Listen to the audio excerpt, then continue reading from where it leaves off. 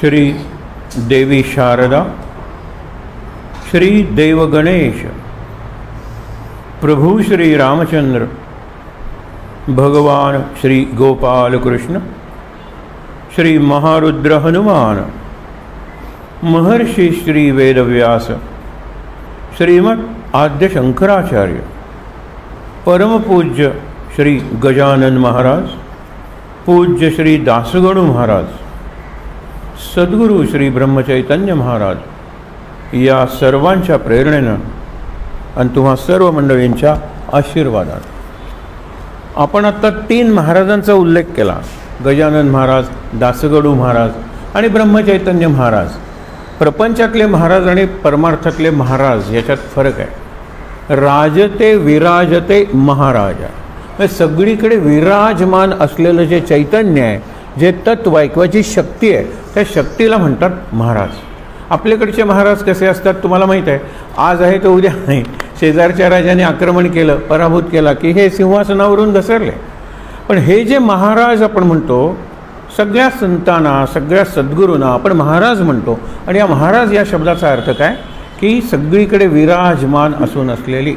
आपण मंत्रपुष्प म्हणताना सुद्धा राज्यम, महाराज्यम, स्वराज्यम, वैराज्यम, ह्याच्यातलं राज्य जे आहे ना ते असं लौकिक राज्य नाही आहे की निवडणूक झाली, मतदान झालं, जिंकले, शपथ घेतली आणि सुरू झालं, असं नाही आहे. हे लक्षात ठेवा. हे असतंच असतं. ह्यांना कोण निवडणार आहे सांगा बरं. जे एकमेव आहे त्याच्यात निवडणूक शक्यच नाही आहे. 2 असल्यावरच निवडणूक शक्य आहे. हे एकमेव सगळीकडे पसरून राहिलेले गजानन महाराज आहेत. हे आपल्याला कळलं पाहिजे. काल सहज उल्लेख केला. त्याच्यानंतर जे साधक बोलत होते की बंकटलालाचा उल्लेख करताना ते फार भारावून गेले होते. आणि कारण आहे त्याला. जर तुम्ही विचारलं की महाभारताचा नायक कोण, तर साहजिकच तुम्ही म्हणाल कृष्ण, काही जण म्हणतील भीष्म, काही जण म्हणतील अर्जुन, कर्णाचे स्वाभिमानी ते म्हणतील कर्ण.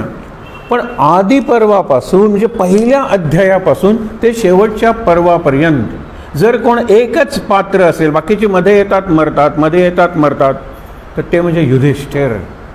तसं पहिल्या अध्यायापासून शेवटच्या अध्यायापर्यंत व्यापून राहिलेलं पात्र बंकटलालाचंच आहे.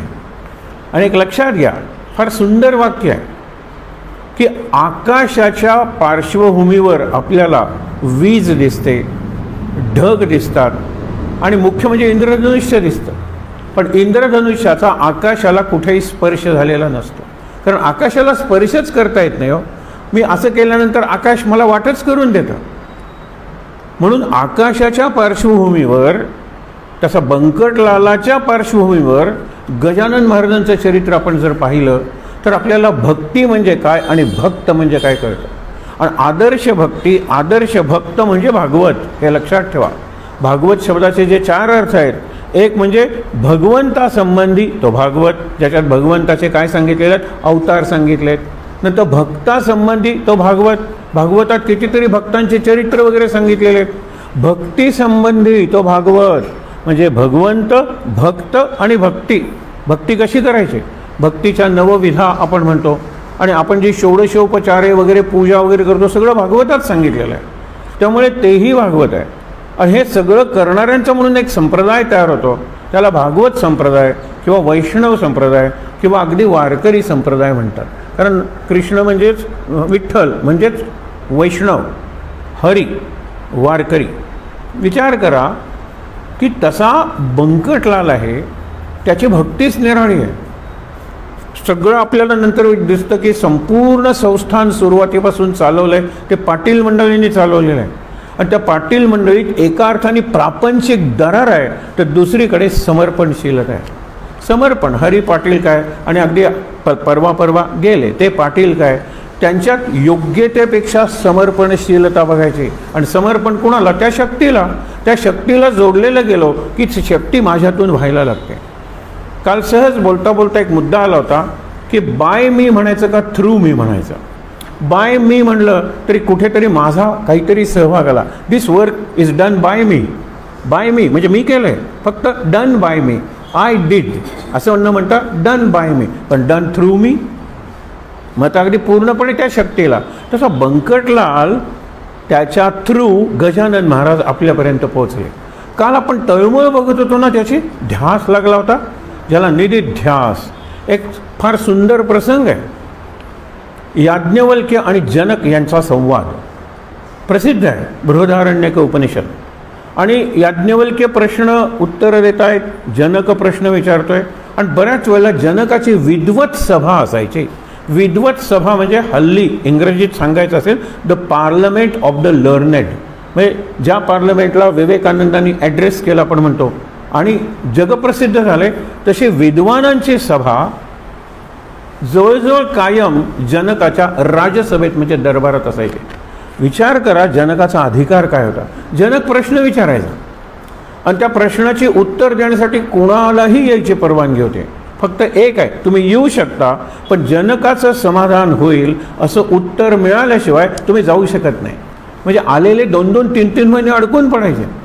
आणि ज्यावेळेला याज्ञवल्क्य यायचे त्यावेळेला याज्ञवल्क्य हे अत्यंत इंटेलिजंट होते, पण त्याचबरोबर एका अर्थाने अहंकारी, ॲरोगंटसुद्धा होते. आणि इंटेलेक्च्युअल ॲरोगन्स ज्याला म्हणतात त्याचं एक प्रतीक म्हणजे याज्ञवल्क्य. तुम्हाला कळेल ना मी काय सांगतो ते. आल्यावर जनकाच्या सभेत सगळे ऋषी उभे राहायचे, कारण याज्ञवल्क्याने इतका बुद्धिमान कोणी नव्हता. त्याच्या एकंदर आश्रमात 10,000 विद्यार्थी होते. आणि हे आपण नाही सांगितलं, परदेशी प्रवासी वगैरे आलेले आहेत.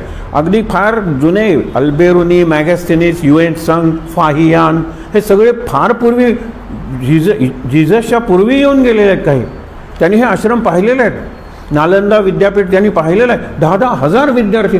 कल्पना करा त्यांच्या निवासाची, त्यांच्या भोजनाची व्यवस्था ही याज्ञवल्क्यांची पत्नी जी कात्यायनी किंवा सुलभा होती, ती इतर ऋषीपत्नी, ऋषी लग्न करायचे, लक्षात ठेवा, ऋषी म्हणजे ब्रह्मचारी नाही, त्यांच्या पत्नी आश्रमाची सगळी व्यवस्था बघायच्या. प्रमुख अर्थातच याज्ञवल्क्यांची पत्नी सुलभा. सुंदर चाललेलं होतं सगळं. याज्ञवल्क्य आल्यानंतर एकच प्रश्न जनकाकडे पाहून विचारायचे की हे जनका, तू जो प्रश्न विचारलायस त्याचं समाधानकारक उत्तर तुला जर मिळालं तर तू बक्षीस काय ठरवलेलं आहेस. तर मग तो सांगेल की 10,000 गायी ज्यांच्या शिंगांना सोन्याची टोपणं लावलेली आहेत, म्हणजे इतके घोडे, इतकी जमीन, इतक्या सुवर्णमुद्रा, इतके अलंकार, इतकं सांगितलेलं आहे. मग ते माझ्या आश्रमाच्या दिशेनं चालायला लागू दे. आता सांग तुझा प्रश्न काय आहे. हा ॲरोगन्स आहे, एका अर्थाने कॉन्फिडन्ससुद्धा आहे, आत्मविश्वासही आहे. पण इथे जे 200-300 बसलेले आहेत ते काहीच नाही, माझ्या इतका बुद्धिमान कोणी नाही. आणि प्रत्येक वेळेला जनकाचं समाधान याज्ञवल्क्यांनी केलेलं आहे. अष्टावक्र गीता कधी जर पाहण्याचा प्रसंग आला तर याज्ञवल्क्य जनक याच्या संवादातून ती अष्टावक्र गीता, याज्ञवल्क्याने अष्टावक्र मुनी आहेत तिथे, पण लक्षात घ्या असं व्हायचं. जनकाला फार मोठं स्थान आहे आपल्या राजांच्या मंडळात आणि त्याचबरोबर विद्वानांच्या, किंवा ज्याला निस्पृह म्हणतात, आपण विदेही म्हणतो, देही असून विदेही. बंकटाची अवस्था जवळजवळ तशीच झालेली आहे. शेवटच्या अध्यायातला जो प्रसंग आहे तो इतका टचिंग आहे, आपण नंतर बघणार होतो की बंकटलाल कसा व्यापून राहिलेला आहे. गजानन महाराज त्याच्या यांनी आहेत, सवयीने आहेत, त्याच्या सोयीने आहेत, त्याच्या माध्यमातून आहेत. पाटील मंडळी आल्यानंतर बंकटलाल फक्त भक्त म्हणूनच उरतो. गजानन महाराजांच्या बरोबर असणं नसणं हे त्याला महत्त्वाचं वाटत नाही, कारण त्यांनी आत्मसात केलेलं आहे गजानन महाराजांना. आणि एकदा मी माझ्या गुरुला आत्मसात केलं की गुरुच्या ठिकाणी सुद्धा मला जावं लागत नाही, गुरुच्या समाधीच्या ठिकाणी सुद्धा जावं लागत नाही. गुरु इज विदिन मी, हे लक्षात ठेवा. आणि आय एम विदिन माय गुरु. गुरु माझ्यात आहेत आणि मी गुरुत आहेत. बास की ह्यालाच अद्वैत म्हणायचं ना. याच्यानंतर आणि दुसरं उरलंच काय सांगा बरं. मला जायची गरजच नाही शिर्डीला, मला जायची गरजच नाही अक्कलकोटला किंवा गोंदवल्याला. मी गुरुच्यात आहे आणि गुरु माझ्यात आहेत, हे पूर्ण अद्वैत आहे. बंकटलालचं तसं होतं. आज आपण बघणार आहोत तिसरी भेट. पहिली भेट आपण बघितली, त्यापूर्वी तुम्हाला मी याज्ञवल्क्यांचं एक सांगत होतो, एक सांगणं महत्त्वाचं आहे. निधिध्यास, नित्यध्यास म्हणजे बंकटलाल. ते कसं आहे, एकदा याज्ञवल्क्यांनी प्रश्नांची उत्तर इतकी तेजस्वीपणे दिली की तिथे 2 विदुषी म्हणजे विद्वान स्त्रिया होत्या. एक गार्गी आणि दुसरी तिची भाची मैत्रेयी. त्या गार्गीनं म्हणाले सगळ्या ऋषींचे प्रश्न विचारून झाले असतील तर मला प्रश्न विचारायचे. काय बुद्धिमान असेल बघा बरं. सगळ्यांचे झालेत ना विचारून याज्ञवल्क्यांना मला प्रश्न विचारायचे. तिच्या प्रश्नाला याज्ञवल्क्यांनी दाद दिलेली आहे. म्हणतात काय सुंदर प्रश्न आहे, असा प्रश्न कोणी मला विचारलाच नाही. माझ्या बुद्धिमत्तेला चालना मिळेल, थॉट प्रोवोकिंग असा हा प्रश्न आहे, सुंदर प्रश्न. त्यांनी उत्तर दिल्यानंतर गार्गी म्हणायचे काय छान उत्तर आहे, आत्तापर्यंत इतकं चांगलं उत्तर मी ऐकलंच नाही, मला पुढचा प्रश्न.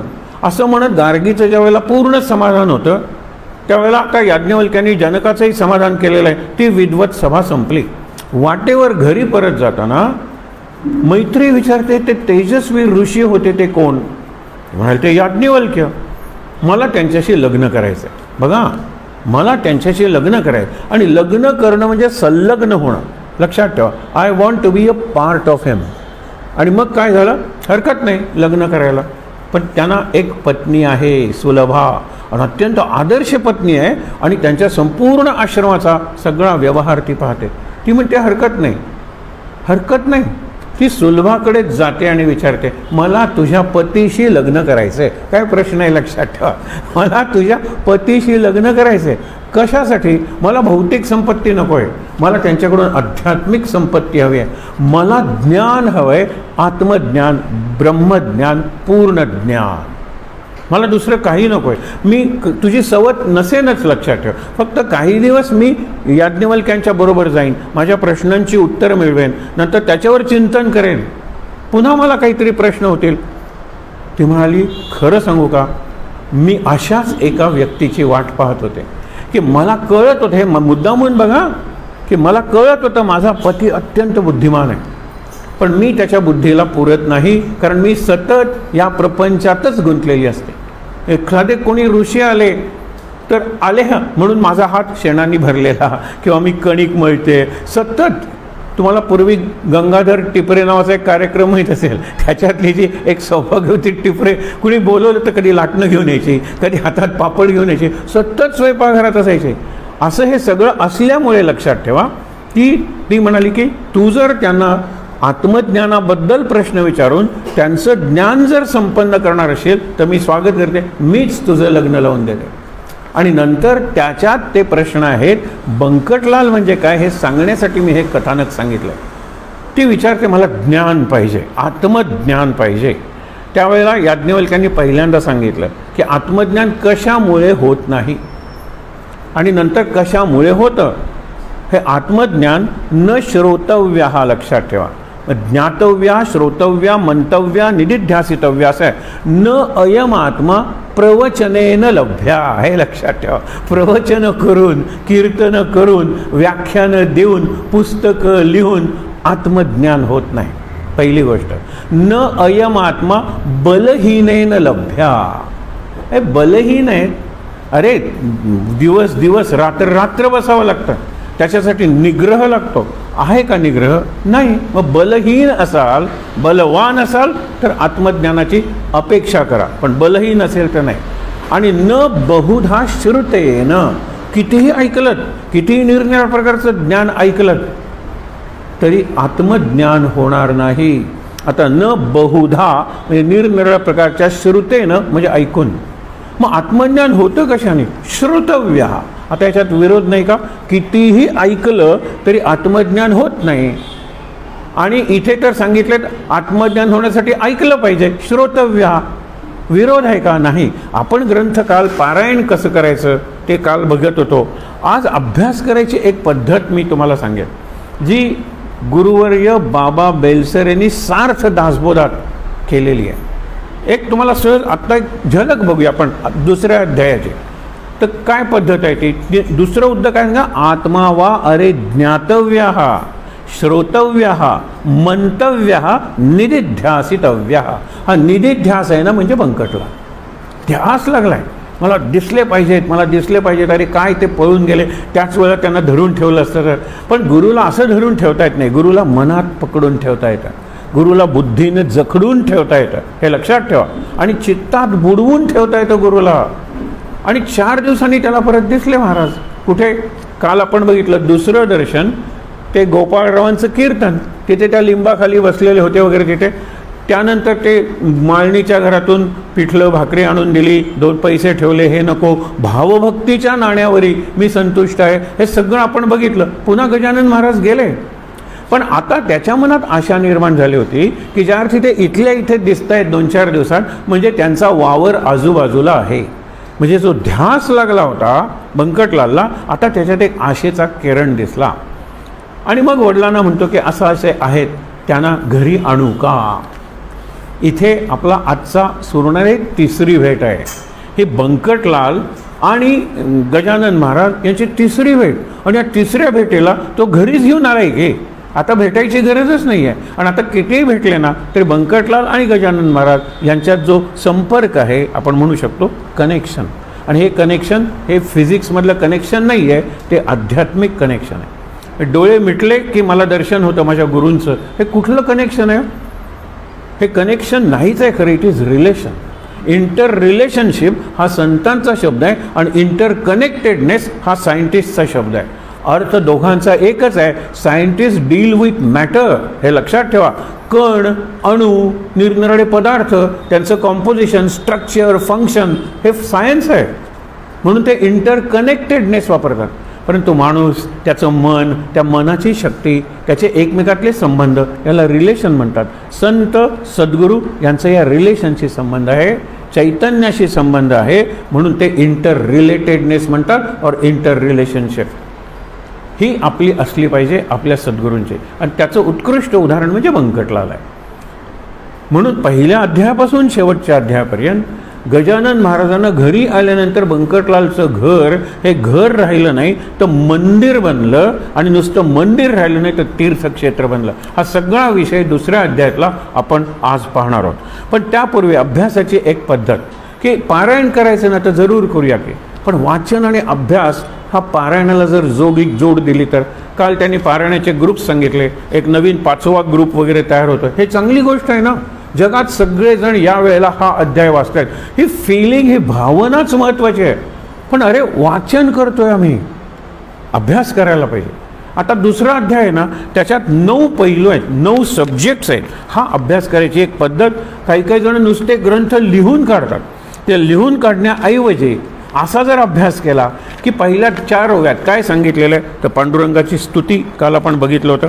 त्याच्यानंतर बंकटलालाला लागलेला गजानन महाराजांचा ध्यास हे पुढच्या ओव्यात सांगितलेलं आहे. ओव्यांची संख्या सांगत नाही कारण ते तुमच्या लक्षातही राहणार नाही. वाचा तुम्ही.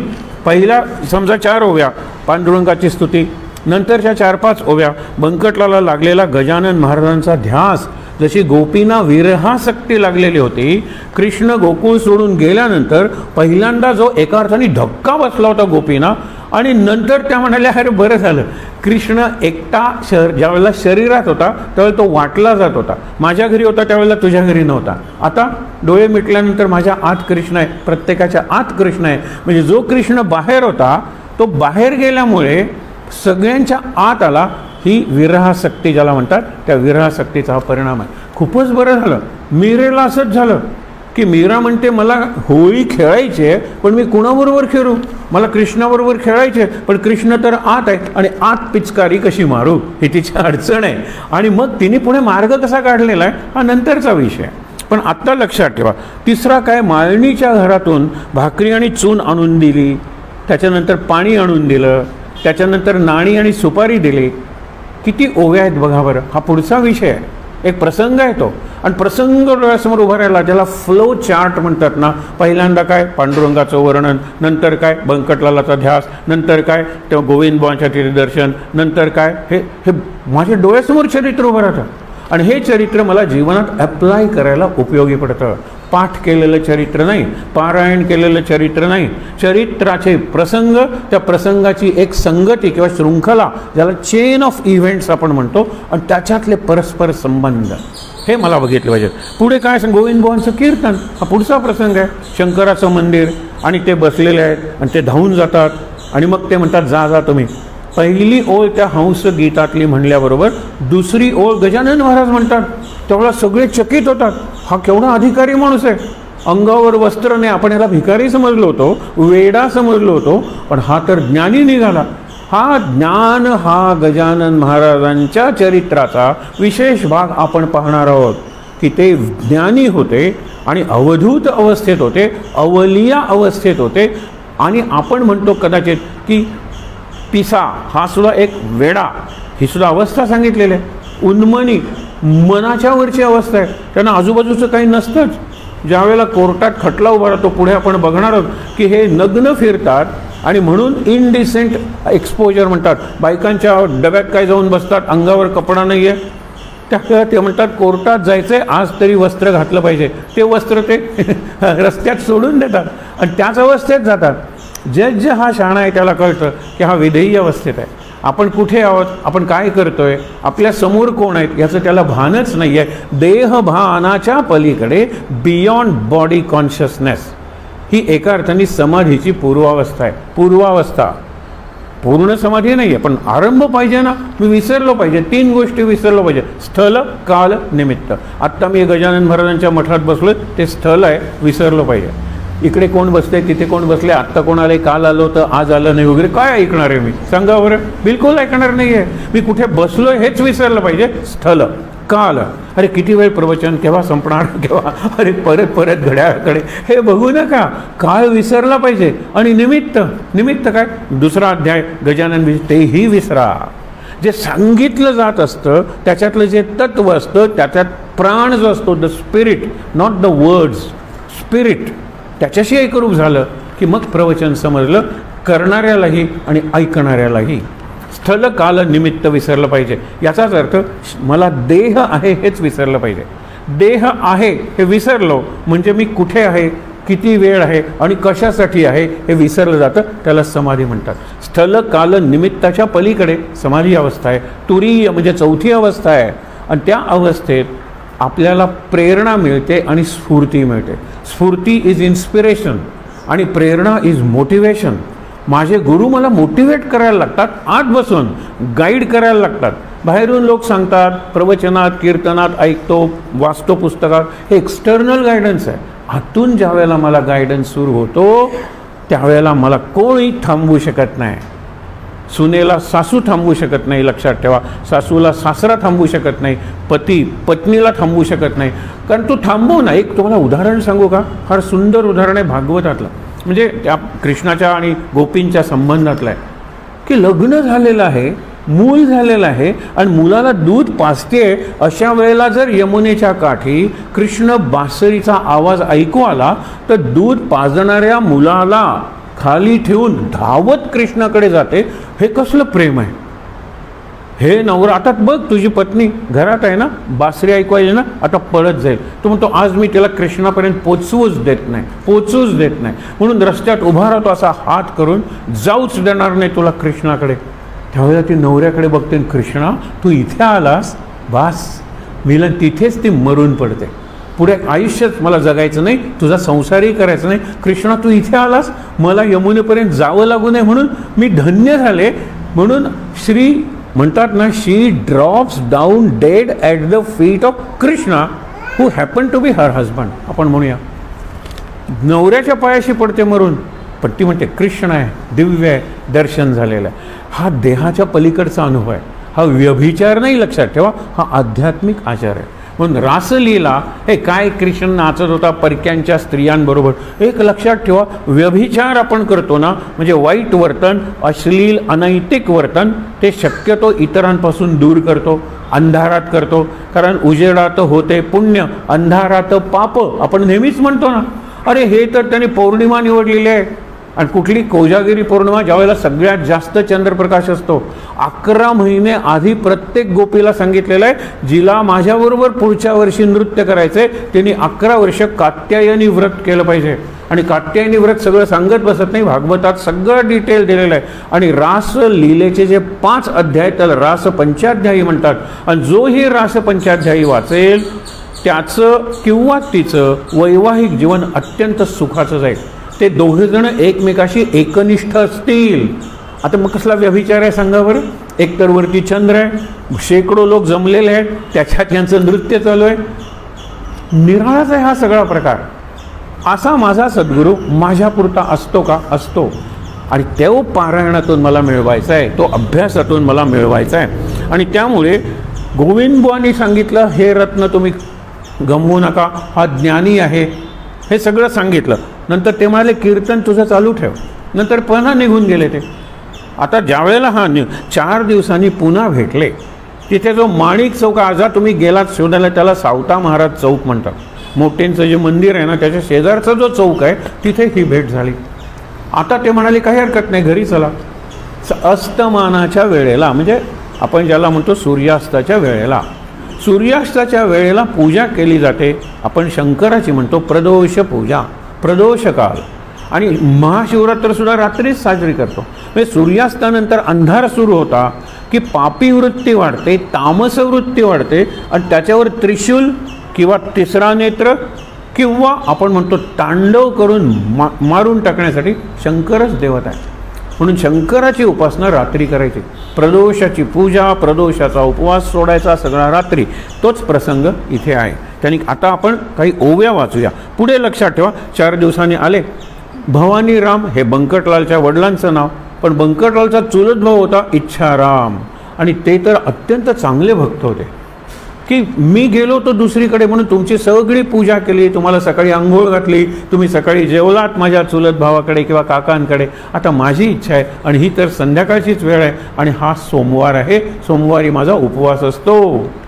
आता उपवास सोडायचे निमित्त तर तुम्ही जर माझ्याकडे जेवण घेतलं, माझा नैवेद्य स्वीकारलात, तरच मी उपवास सोडेन, नाही तर मीही उपाशी राहीन. हा तो आग्रह आहे. आग्रह तुम्ही जरूर करा, प्रेमानं आग्रह करा, पण आग्रहाचा परिणाम काय होतो हे दासगणू इथे सांगायला विसरलेले नाहीत. आग्रह करायला अधिकार लागतो, नुसता नाही. आग्रह कुणी करायचा. गोपींनी कृष्णाला जर आग्रह केला तर कृष्ण करणारच आहे. तो प्रत्येकाचा आग्रह ऐकत नाही. रुक्मिणींनी कितीदा सांगितलं, आम्हाला एकदा बासरी वाजवून दाखवा की. कारण का की आम्हाला सवत कोण वाटतं, सगळ्या कृष्णाच्या पत्नींना रुक्मिणी सवत वाटते, कारण रुक्मिणी तुम्हाला जास्त आवडते. विठ्ठलाबरोबर सुद्धा विठ्ठल रखुमाई आहे, कृष्ण रुक्मिणी आहे. रुक्मिणी म्हणते मला गोपींचा हेवा वाटतो, आणि गोपी म्हणतात आम्हाला बासरीचा हेवा वाटतो. कारण का की आम्ही कृष्णाचं नाम ओठावर घेतो, कृष्ण स्वतः बासरी ओठावर घेतो. केवढं अधिकार आहे त्या बासरीचा. आणि मग आम्हाला एकदा बासरी वाजवून दाखवा. कृष्ण म्हणाला वाजवून दाखवली असते, तू माझी प्रिय राणी आहे, पण खरं सांगू का, बासरी धरतात कशी हेच मला माहीत नाही. आणि खरंच कृष्ण विसरलेला आहे हे कृष्णाच्या जीवनापासून शिकायचं. अरे किती मागच्या आठवणी घेऊन वर्तमान नासवतो आपण, किती. अरे त्या अल्बमाची पानं चिकटवून टाका. अल्बम लग्नाचा बघायचा असेल तर बघा, पण त्यावेळेला त्याने माझा अपमान केला होता. आता कधीतरी माझ्या अरे बापरे, त्या मेमरीज आपल्याला त्रास देतात. याला संग म्हणलेला आहे. म्हणून स्पर्शाशिवाय भोगाचं सुख नाहीच आहे. कुठल्याही इंद्रियाला स्पर्श झाल्याशिवाय तुम्हाला ते सुख भोगता येत नाही. पण तो स्पर्श आपण कॅरी करतो, संग, तो संग वाईट आहे. त्याला आसक्ती या संघापासून निर्माण होते. संघ सक्त, आसक्त, आसक्ती, हे संघ वाईट आहे. मागे एक उदाहरण बघितलं होतं, आता रिवाईज करायला इतकं सुंदर उदाहरण आहे. एक गुरु आणि त्यांचे 2 शिष्य. गुरु आश्रमात इतकी कडक त्यांची जीवन सरणी होती की स्त्रीच्याकडे बघायचं नाही, स्त्रीला स्पर्श करायचा नाही, स्त्रीच्या बरोबर एकांतात बोलायचं नाही, स्त्रीबद्दल बोलायचं नाही. इतकंच काय, स्त्रीलिंगी, सावली, भावली स्पर्श करायचा नाही, म्हणजे सावलीला सुद्धा स्पर्श करायचा नाही. किती अवघड नियम होते. एका वेळेला त्यांना दुसऱ्या आश्रमात जायचं असतं. त्यावेळेला ते म्हणतात की माझ्याबरोबर चला. नदीला पूर आलेला असतो आणि एक गवळण इकडे असते, म्हणते मला पलीकडे गेल्याशिवाय माझं दूध दही विकता येणार नाही, आणि तिकडून आल्याशिवाय माझ्या मुलांना काही खायला घालता येणार नाही. तुम्हाला पोहता येतं का? हो म्हणाले. मला पलीकडे जायचं. बस माझ्या खांद्यावर बसून तिला पलीकडे पोहत घेऊन आले, तिला उतरवली आणि म्हणाले चला आपल्याला जायचं आहे, लवकर गेलं पाहिजे त्या आश्रमाकडे. झाला आश्रमातला कार्यक्रम. 2 दिवस झाले, 3 दिवस झाले. यांच्या लक्षात आलं की आपले शिष्य आहेत ना ते अस्वस्थ आहेत. त्यांनी विचारलं की तुम्हाला काही विचारायचं आहे का, तुमच्या मनात काही डाऊट आहे का? ते म्हणाले हो, तुम्हीच विचारलत म्हणून. कसं विचारायचं आम्हाला कळत नव्हतं. तुम्ही विचारलत म्हणून आम्ही विचारतो की तुम्ही स्त्रीला स्पर्शसुद्धा करून सांगत होता, आणि तुम्ही तर त्या स्त्रीला खांद्यावरून नदीच्या पलीकडे नेलं. त्यावेळेला ते म्हणाले सांग कोणती स्त्री, मला आठवतही नाही आहे, मला आठवतही नाही आहे कोणती स्त्री. नंतर म्हणाले त्या दिवशी त्या आश्रमात आपण निघालो होतो, पूर होता, तिकडे ती गवळण होती, तिला तुम्ही खांद्यावर घेऊन. ती होय. आता हे वाक्य लक्षात ठेवा, इंग्लिशमधलं जास्त चांगलं वाक्य आहे म्हणून. I dropped her on the other bank of the river, you are still carrying her in your mind. हे लक्षात ठेवा, तिला मी पलीकडच्या काठावर उतरवलं, विसरून गेलो, पण तुम्ही मात्र अजून मनातून त्या स्त्रीला वाहताय. You are carrying her in your mind. अरे बापरे, हे जास्त भयंकर आहे. म्हणून गजानन महाराज हे अशा अवस्थेत विदेही अवस्था असते, मग त्यांना कुठेही देहाचे वगैरे रेफरन्सेस उरत नाहीत. आणि एकदा रेफरन्स उरला नाही, कॉन्टेक्स्ट उरला नाही ना, की आपण स्मृतीतून सुटलो. आपल्या सगळ्या स्मृतींना कुठे ना कुठेतरी संदर्भ असतो, कुठला ना कुठला तरी कॉन्टेक्स्ट असतो. मला आठवतो तो दिवस ज्या दिवशी मला पहिला बक्षीस मिळालं होतं. मला आठवतो तो दिवस ज्या वेळेला पहिलं बक्षीस माझं एवढ्याने चुकलेलं होतं. मला आठवतो तो दिवस. बघा ना, संदर्भ आहे.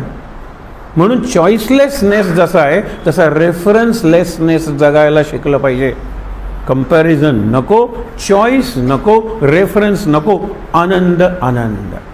आनंदात राहिलाच पाहिजे तुम्ही. आणि ह्याला जर म्हणतो आपण टाईमलेस जर माइंड असेल तर एजलेस बॉडी शक्य आहे.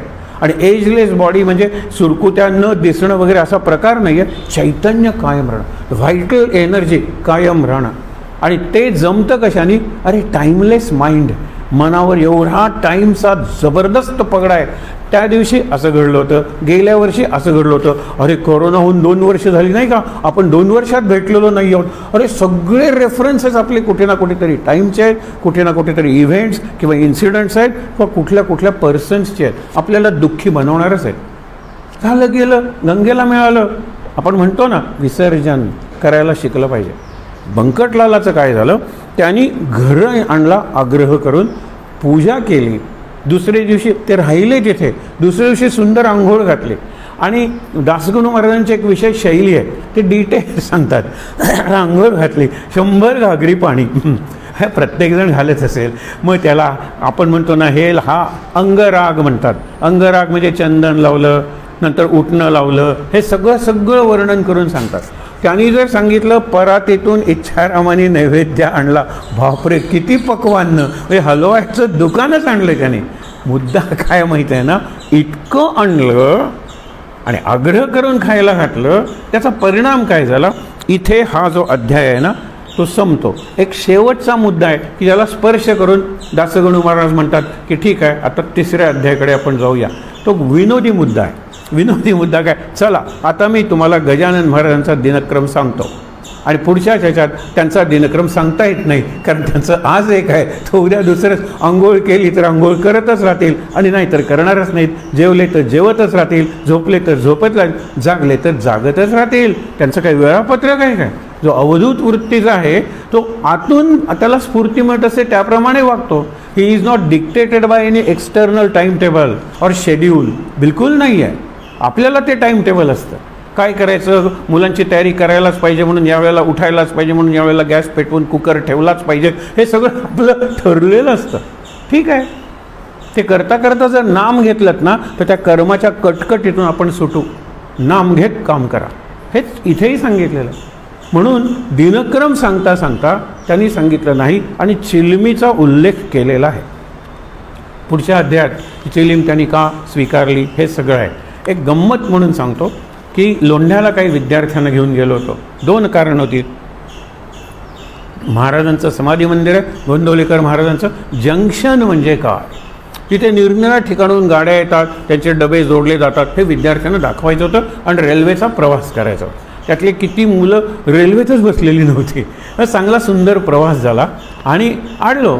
अँटी टोबॅको वीक हा आधीच साजरा झालेला होता. आणि गेलो, तिथे निरनिराळी संतांची चित्रं लावली त्या निरनिराळ्या खांबावर. एका बाजूला होते तुकामाई म्हणजे आपल्या गोंदवलेकर महाराजांचे गुरु, आणि दुसऱ्या बाजूला गजानन महाराज. दोघांच्या हातात चिलीम. मुलं कुजबुजायला लागली, no smoking, no, and they are holy men. आणि मुलांनी विचारला प्रश्न की नो स्मोकिंग असताना ह्यांच्या हातात चिलीम आहे आणि स्टील दे आर होली. हां, त्यांचा प्रश्न बरोबर होता. मग त्यांना गोष्टी सांगाव्या लागल्या की तुकामाईंची जी चिलीम होती ती त्यांनी स्वतः केलेली होती. त्याने कधी ती भट्टी वगैरे काही लावलेली नव्हती. त्यात कधी तंबाखूही घालायचे नाहीत. नुसतं घेऊन जय गुरु म्हटल्यानंतर धूर निघायचा, तंबाखूही लावायचे नाही. हा कुठे योगाग्नी निर्माण केलेला आहे, ही शक्ती आहे. ती शक्ती असेल ना तर चिलीम ओढा, म्हणजे चिलीम ओढून सुद्धा चिलीम न ओढल्यासारखं ते असतं. ह्यांना कुठे काडी लावल्याशिवाय आपण प्रसंग तो बघितलाय. मी सांगितलं नुसती काडी धरा, मी माझ्या योगाग्नीनं ते पेटवतो. ज्याच्या अंगात योगाग्नी आहे तो सगळ्याचं भस्म करू शकतो. याच योगाग्नीने ज्ञानेश्वरांनी मुक्ताईला मांडे भाजून दिले होते की नाही. याच योगाग्नीने ते विसोबा खेचर जे ज्ञानेश्वरादी भावंडांच्या जीवनातले व्हिलन होते त्यांना पुढचा मार्ग आणि पुढे ते नामदेवांचे गुरु बनले की नाही. विचार करा की हा जो योगाग्नी आहे ना तो शंकराचा तिसरा, आपल्याकडे सुद्धा तिसरा डोळा आहे जो आपण पूर्णपणे विसरलेलो आहे. त्याची आठवण राहावी म्हणून इथे टिळा किंवा कुंकू लावायचं असतं, हे लक्षात ठेवा. हा जो भ्रूमध्य आहे त्या भ्रूमध्यातला जो तिसरा डोळा आहे आपल्याकडे ते स्थान आहे, निद्रिस्त आहे, सुप्त आहे, गुप्त आहे, पण लुप्त नाही आहे. लुप्त म्हणजे व्हॅनिश्ड, नष्ट झालेलं नाही आहे. ते गुप्त आहे, दिसत नाही. ते सुप्त आहे, झोपलेलं आहे स्थान, ते जागं केलं पाहिजे. आणि त्यासाठी ध्यान, त्यासाठी नाम आणि त्यासाठी अनुसंधान. 3 शब्द लक्षात ठेवा. ध्यान इज मेडिटेशन, नाम इज नामस्मरण, आपण ज्याला म्हणतो चॅन्टिंग नाम और नेम, आणि अनुसंधान इज कॉन्स्टंट कनेक्शन. सतत मी जोडला गेलेलो आहे त्या सद्गुरूंना, त्या सद्गुरुनावाच्या शक्तीला. हे महत्त्वाचं आहे. ओव्या वाचायला सुरुवात करूया. ही फार ज्या वेळेला आले सोप्या सोप्या ओव्या येतो, त्यांची ती वाक्यच असतात दासगणू महाराजांची. आणि कधी कधी आलेला शब्द हा काव्यात शोभेल की नाही, काही नाही. सर्वे नंबर वगैरे सुद्धा शब्द वापरलेले आहेत माहिती आहे ना, सर्वे नंबर ह्याच्यातले. कारण मला कम्युनिकेट करायचं आहे, मला चरित्र सांगायचं आहे. सामान्यातून आलेल्या असामान्य माणसाचं चरित्र सामान्यातल्या सामान्य माणसांना मला सांगायचं आहे. मग मी भाषा कुठली निवडू? संस्कृत शक्यच नाही, अवघड मराठी नकोच, बोली भाषेतलं. आणि म्हणून बघा तिसरी भेट आणि ही शेवटची भेट. पित्याची मिळाली संमती, कुणाला बंकटलाला आण घरी, काही हरकत नाही आहे. पित्याची मिळाली संमती, बंकटलाल हर्षे अति. हा जो अति हर्ष झालाय ना तो नाचला असेल, लक्षात ठेवा, अत्यानंदानं. अरे परवानगी मिळाली म्हणजे लायसन्स मिळाल्यासारखं आहे. काय की आण घरी. म्हणे कधी भेटेल गुरुमूर्ती मजला सदनी आणावया. घरात आणायला गुरुमूर्ती केव्हा भेटेल? पुढे माणिक चौकात सांगितलं, तर त्याला सावता महाराज चौक म्हणतात. तर माणिक चौकात चौथे दिवशी सद्गुरुनाथ, फार थांबावे लागलं नाही. भेटले बंकटलाला प्रत अस्तमानाचे समयाला. संध्याकाळी दिनपती म्हणजे सूर्य असता गेला, इकडे बोध सूर्य उदेला. हेच वाक्य गोंदवलेकर महाराजांच्या चरित्रातलं जवळजवळ शेवटचं वाक्य आहे की पहाटेच्या वेळेला 5:55 पहाटे त्यांनी समाधी घेतली गोंदवलेकर महाराजांनी. आणि वाक्य काय आहे की ज्या वेळेला तो सूर्य आकाशात उगवत होता त्यावेळेला गोंदवल्याचा हा अध्यात्म सूर्य मावळला, तो कायमचाच, पण देहाच्या पातळीवर. चैतन्य म्हणून उरलेच की, ब्रह्मचैतन्य तर नावच आहे. विचार करा, इथे तेच सांगितलेलं आहे की दिनपती असता गेला, तो सूर्य आहे ना तो असता गेला, इकडे बोध सूर्य उदयला. बोध सूर्य, बोध म्हणजे ज्ञान, ज्ञानाचा सूर्य उगवला. कारण आता गजानन महाराज स्थिर राहणार होते, आता ते शेगावकर मंडळींबरोबर राहणार होते. आणि जरी गेले तरी परत आणण्यासाठी ती जी आस त्यांना वाढवायची होती. मग कधी पिंपळगावला जातील तर कधी बुटी पकडले जातील नागपुरात. गंमत बघा. आता त्या बुटींचे जे वंशज आहेत ना ते काय, जरा संशोधन वगैरे करा. गजानन महाराज हां इथपासून सुरुवात आहे. कल्पना करा, काळ बदलतो. आपल्या ह्याच्यात आलेले होते पुरुष, आपण पूर्णपणे आपलं कुटुंब त्यांना शरण गेलेलं होतं. त्यांच्या प्रसादाने त्यांना मुलगा झालेला होता पुढे. त्याच्या ह्यांना सुद्धा जर जाणीव नसेल तर काळाच्या ओघात केवढं आपल्याला चॅलेंज आहे बघा बरं. म्हणून काल सांगितलं होता की आपल्या अध्यात्माला, आपल्या जीवनाला आव्हान मिळेल अशी परिस्थिती आहे. कोविडमधून सुटतोय तर युद्ध आहे, युद्धातून सुटतोय तर काल मला कोणीतरी सांगितलं चायनात परत लॉकडाऊन सुरू झाला आहे. विचार करा, हे होणारच आहे ना. पण मी त्याच्यापासून निराळा राहीन कारण माझ्या देहाला काहीतरी होईल ना. अगदी नक्कीच जाईन तिथे खाईन, हा जर राजकीय नेत्यांचा असेल, जाईन तिथे क्वारंटाईन. आपण का नाही म्हणायचं, का नाही एकटं राहायचं? 4 चौघं बाजूला असू देत ना. जाईन तिथे क्वारंटाईन. हे जर झालं ना तर लक्षात ठेवा मनाची इम्युनिटी कायम राहणार आहे. आणि मनाची इम्युनिटी असेल, देहाला काही झालं तरी चालेल. देहाची इम्युनिटी सांभाळतो, त्याच्यासाठी हे औषध ते औषध, ही पॅथी ती पॅथी घेतो. What about mind? म्हणून जाईन तिथे क्वारंटाईन, हे मुद्दामून लक्षात ठेवा. आणि आपल्याला एकटं लग्न घरात सुद्धा राहता येतं.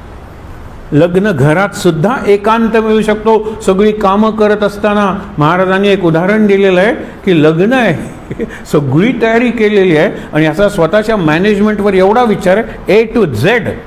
ए टू झेड म्हणताना लक्षात ठेवा, मध्ये एल असतो, एम असतो, काहीतरी विसरलं जातं. आणि गुरुजी मुहूर्ताला उभे राहिले, शुभ मुहूर्त सावधान, आणि त्यांच्या लक्षात आलं की दोघांचे वरवधूच्या हातात हारच नाहीत, हारच विसरले गेले हो. आणि हार गळ्यात घालण्याचा काळ जवळ आलेला आहे. अशा वेळेला तो गडबडून गेला. मॅनेजमेंटचा जो गुरु होता तो, त्याच्या मुलीचं लग्न होतं, हारच आणायला विसरला. त्यावेळेला मागून कोणीतरी पाठीवर थाप मारतं, घाबरू नकोस, आणून देतो. त्याचा मित्रच असतो तो. खालीच दुकानं असतात हारांचे, शांतपणे आणून देतो. मुहूर्तापूर्वी पोचतो, एकमेकाच्या गळ्यात हार घालतात, लग्न छान लागतं. सगळी म्हणते निर्वा झाल्यानंतर तो विचारतो, तू एवढा शांत कसा होतास, तू एवढा शांत कसा होतास. तो म्हणतो, अगदी सोपं आहे, माझ्या मुलीचं लग्न नव्हतं. माझ्या मुलीचं लग्न असतं तर मीही असाच गडबडून गेलो असतो आणि त्यावेळेला तू शांतपणे माझ्या पाठीवर थाप मारून हार आणून दिले असतेस. मग मी माझ्या मुलीचं लग्न कशाला म्हणायला पाहिजे. गजानन महाराजांच्या मुलीचं लग्न नाही आहे का. अरे महाराजांची मुलं आहेत, महाराजांचा संसार आहे. मीच जर महाराजांचा आहे तर माझ्या मुली, माझी पत्नी, माझं घर, माझी गाडी महाराजांचं नाही आहे. तुम्ही त्या म्हणतात ना की लाखो में एक किंवा मेले में अकेला. You can be in quarantine at mental level anywhere any time in the world. लक्षात घ्या, हा उपासनेचं हे तत्व आहे. पुढे काय सांगितलंय बघा, दिवाबत्तीची तयारी. हे किती सोपा शब्द आहे, दिवाबत्ती. हे त्यावेळेला काय सगळीकडे असे दिवे नव्हते, दिवाबत्ती. खरं, दिवाबत्तीची तयारी दुकानदार करीती खरी, अशा वेळी आला घरी घेऊन बंकट महाराजा. काय एंट्री आहे लक्षात ठेवा, शंकरच. पण गंमत बघा, दासगुरु महाराज त्यांना शंकरही म्हणतात, लगेच दत्तही म्हणतात, आणि तिथे द्वारका निर्माण झाली असंही म्हणतात. हे द्वारका म्हणजे कृष्ण झाला. हे बघा येणार आहे पुढे. पित्याने म्हणजे भवानी राम मूर्ती पाहता क्षणी अत्यंत आनंद झाला म्हणे, नमन साष्टांग केले चरणी पाटावरी बैसविले. एका क्षणात ही गोष्ट घडलेली आहे. आता पाटावर जर बसवलंय तर पुढे काय, आणि विनविती जोडून हात जोडून विनंती करतायत. सगळ्यांना एक धास्ती आहे लक्षात ठेवा. हा वारा आहे, आत्ता पाटावर बसलाय, पण कधी म्हणून लवकरात लवकर त्यांना धरा, तुम्ही त्यांना पकडा. आणि कशाने पकडायचं आहे त्यांना, ह्या बाह्याने काय पकडणार आहात तुम्ही, त्यांना भक्तिभावानंच पकडलं पाहिजे.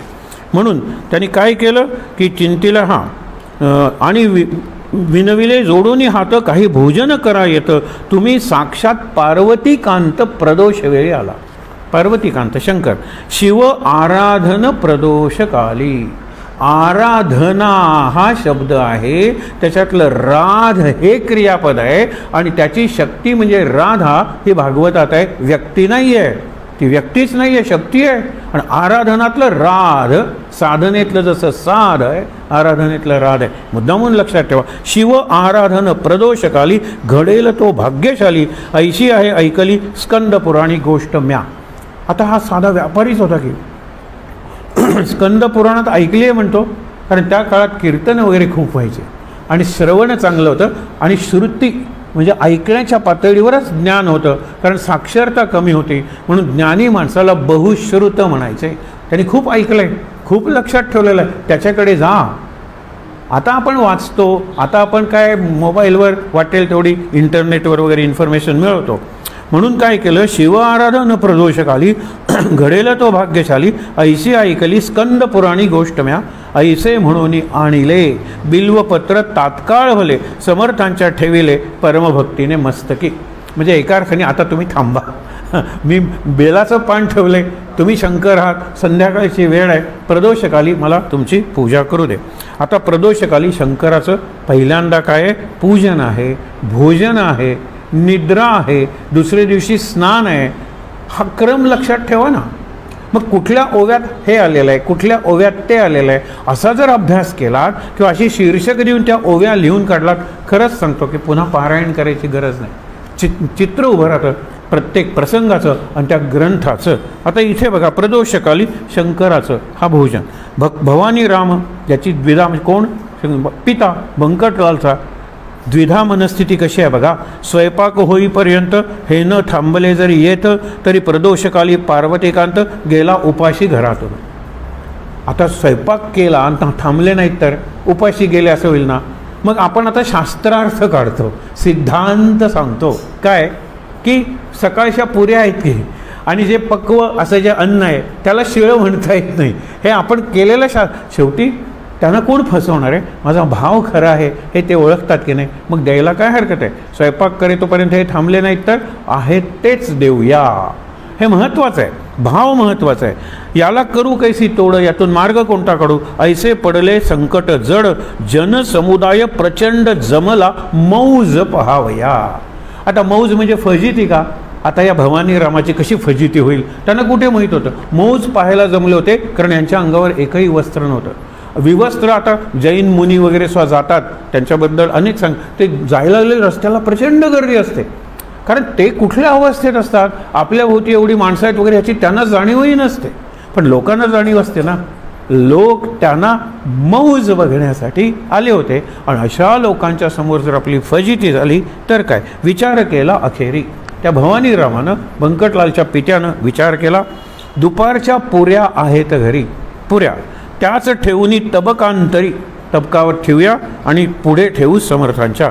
मी शिळे आवर्जून, मी काय मुद्दामून त्यांना शिळ यास घालीत नाही अन्न, शिवाय पक्क्या रसोई काणी. पक्क्या म्हणजे पक्व म्हणजे भाजलेल्या तळलेल्या होय ना. तर पक्क्या रसोई कारण शिळे म्हणणे उचित नव्हे. सकाळच्या असल्या तरी त्या तळलेल्या आहेत म्हणजे त्या शिळ्या नाही आहेत. आणि मी अत्यंत शुद्ध भक्तिभावाने देतोय हे त्यांना कळल्याशिवाय राहणार नाही.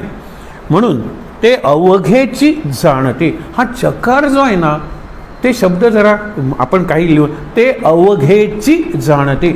अवघे म्हणजे सगळं, सगळंच त्यांना कळतं, सगळंच कळतं. त्यांना इंजिनिअरिंगमधलं कळतं, त्यांना डॉक्टरीमधलं कळतं. आता इथे येणार आहे म्हणून सांगतो. एकटं वाचन करताना तुम्हाला सांगतोय ना, ज्या वेळेला तुम्ही समूहात वाचता त्यावेळेला समूहाचे नियम पाळायचे.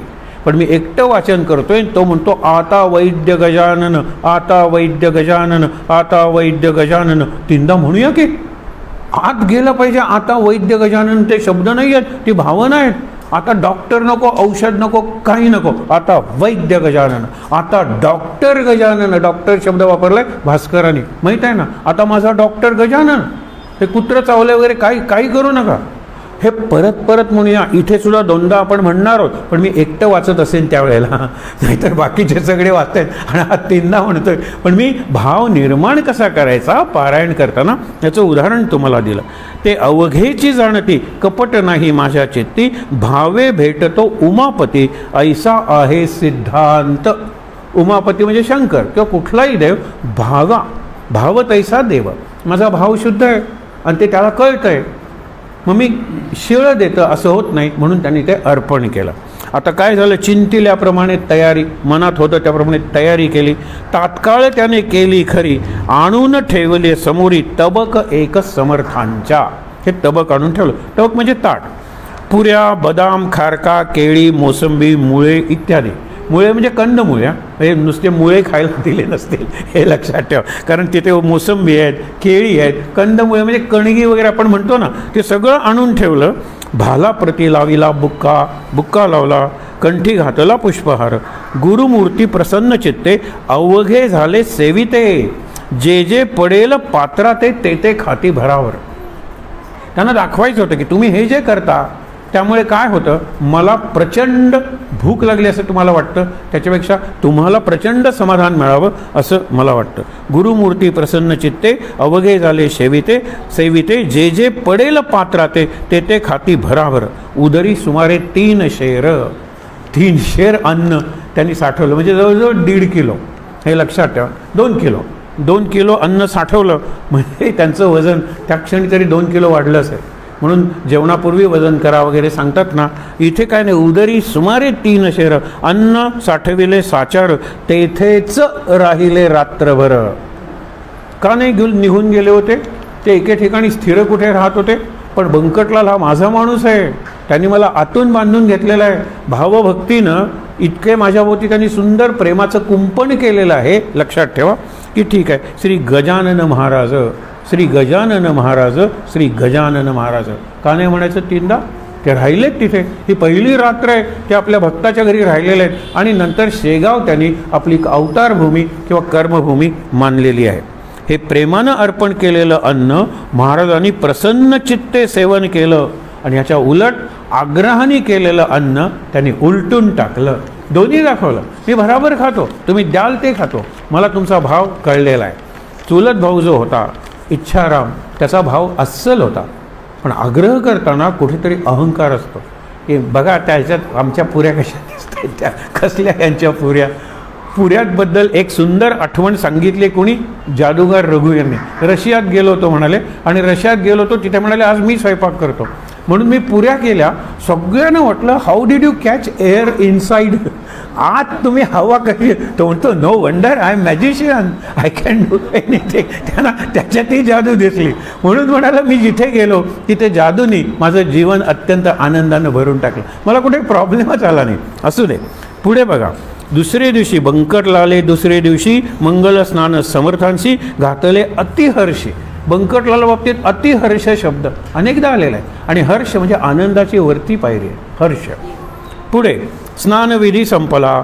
हे पुढे सगळी त्यांची शैली, स्नानाचं वर्णन आहे ते मुद्दामून वाचा. स्नानविधी संपला, पितांबर तो नेसविला, अति सन्माने बैसविला योगीराज.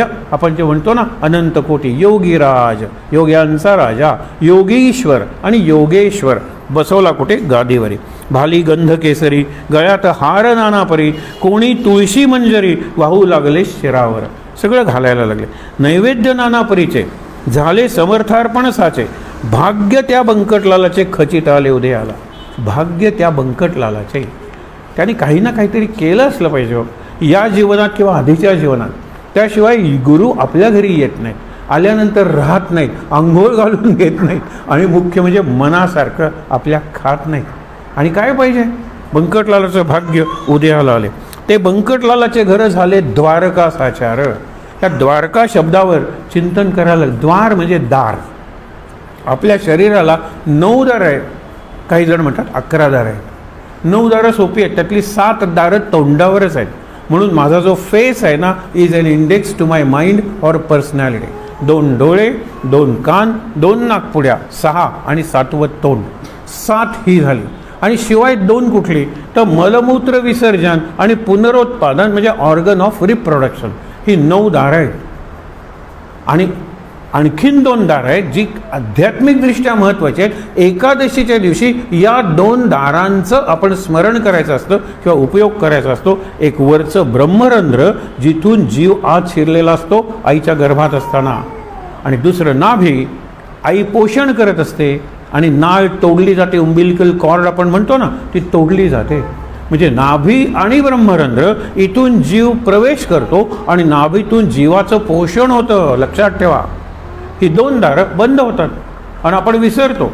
आणि जर आठवण झाली नाभीची वगैरे तर कुठेतरी काहीतरी दागिना अडकवण्यासाठी, म्हणजे ऑर्नमेंटल उपासनेसाठी आपण उपयोगच करत नाही. अरे पद्मनाभ का सांगितलाय? तो झोपलाय क्षीरसागराच्या तळी आणि त्याच्या नाभीतून, नाभ म्हणजे तो देठ आलेला आहे आणि ते कमळ सगळ्या सागराच्या वरती आलेलं आहे, आणि त्या कमळावर 4ही दिशांनी पाहणारी 4 तोंड असलेला ब्रह्मदेव बसलेला आहे. आणि ब्रह्मदेवाच्या याच्यातून सहजपणे वेदांची म्हणजे ज्ञानाची निर्मिती झालेली आहे.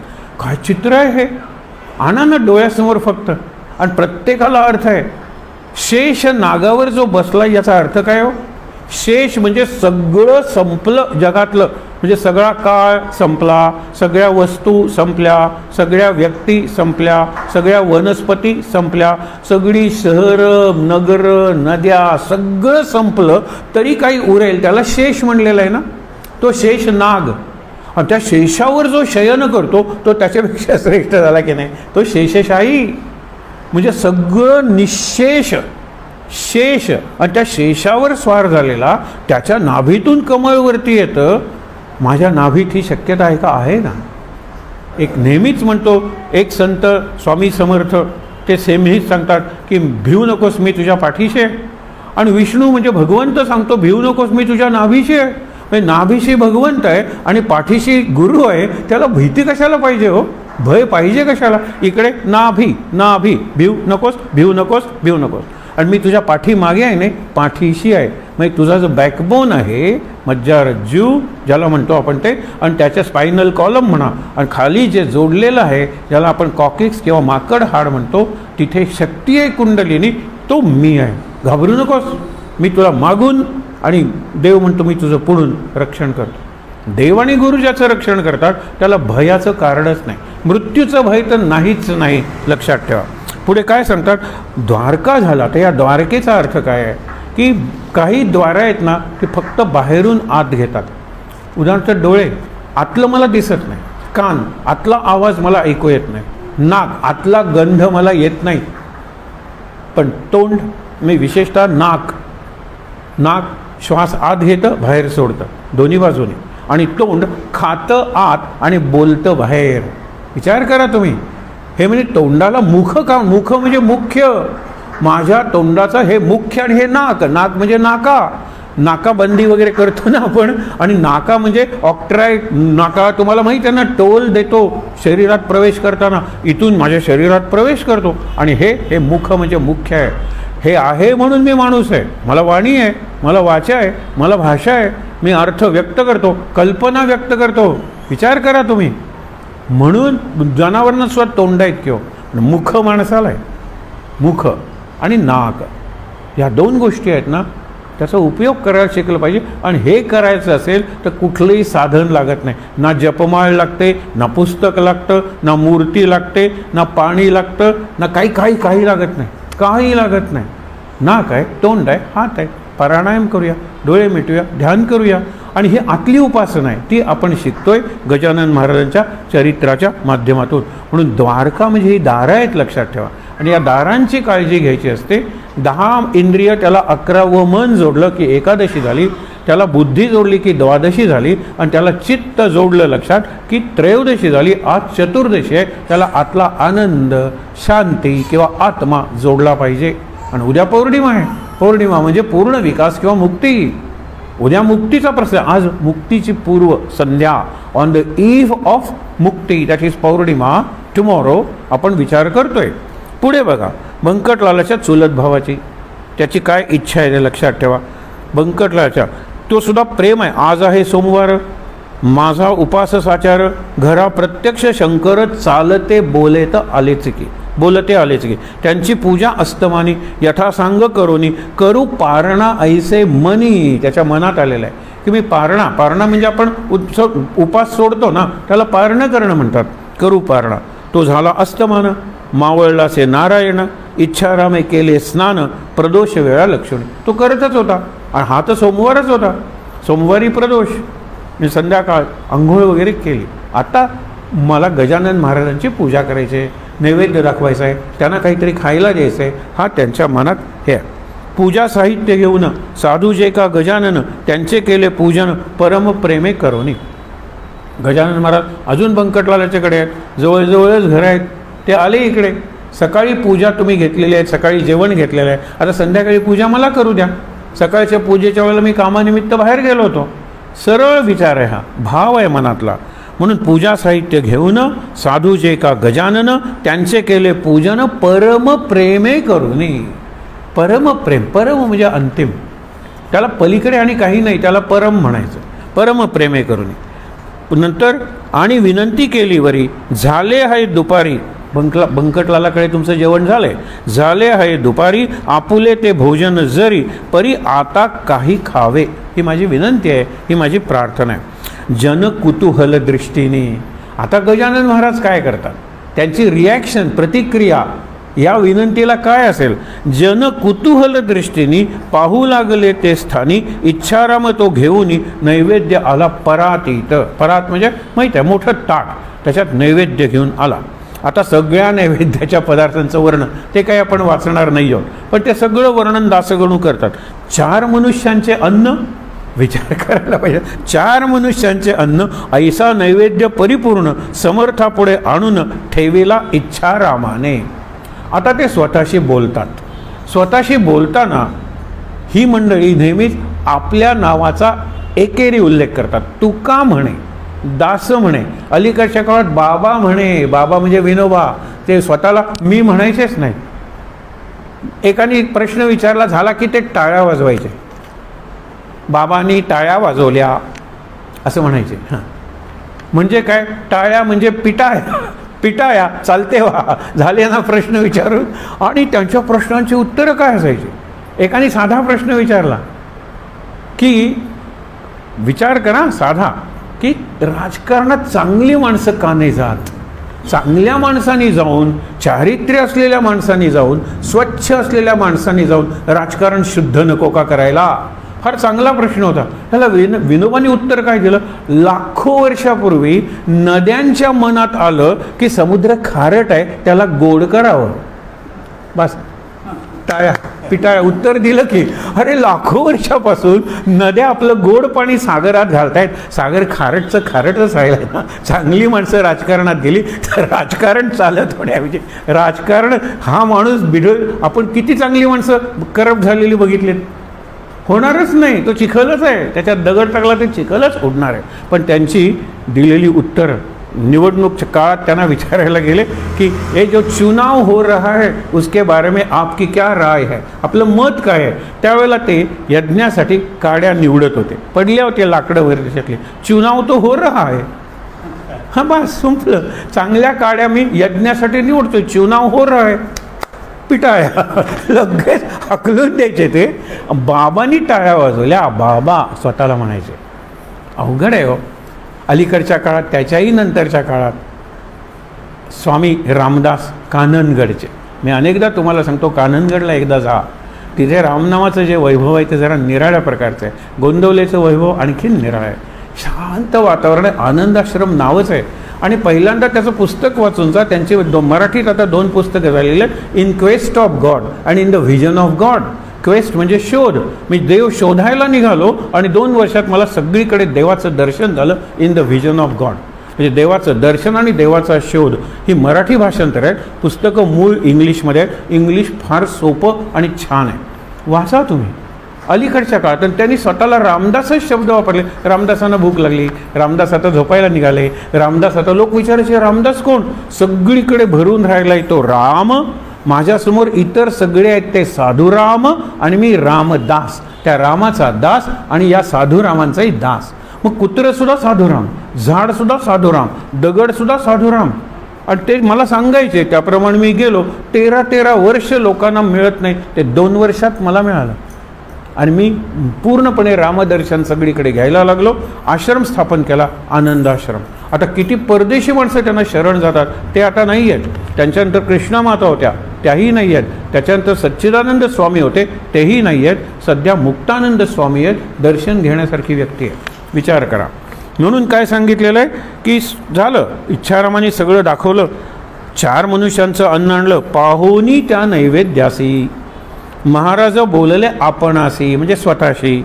खातो खातो अहर्निशे ऐसे बोलसी गणप्या. हे लक्षात ठेवा. अरे गणगणगणात बोते अजून पुढे यायचंच आहे. हां, आता ह्याच्यानंतर आहे. पहिल्यांदा गणगणगणात बोते या चरित्र, पण त्यांनी स्वतःला गणप्या. खा गणप्या, खा हे आता अवघे अन्न. अघोऱ्या, अघोर आहेस तो, भयंकर आहेस तो. अघोऱ्या न करी अवमान.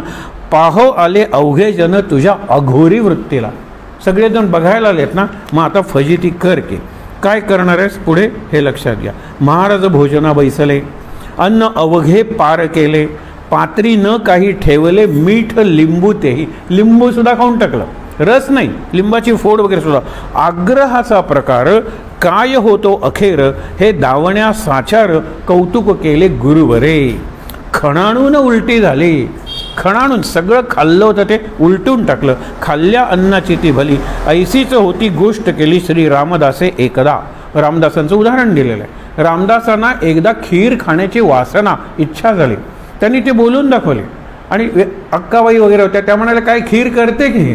त्यात काय अवघड आहे? खीर खायची इच्छा झाली ना. ते म्हणाले इच्छाच का झाली मला? मी सगळ्या वासनांच्या पलीकडे गेलो आहे, ही खाण्याची इच्छा मला का झाली? खूप करा खीर. आकंठ खीर खाल्ली आणि उलटी केली. आणि आता पुन्हा वासना होऊ नये म्हणून उलटी केलेली खीर ते चाटून खायला लागले. आणि एकंदर तो प्रकार बघून इतरांना सुद्धा खीर खाण्याची वासना झाली नसती. ह्यांची तर वासना गेलीच.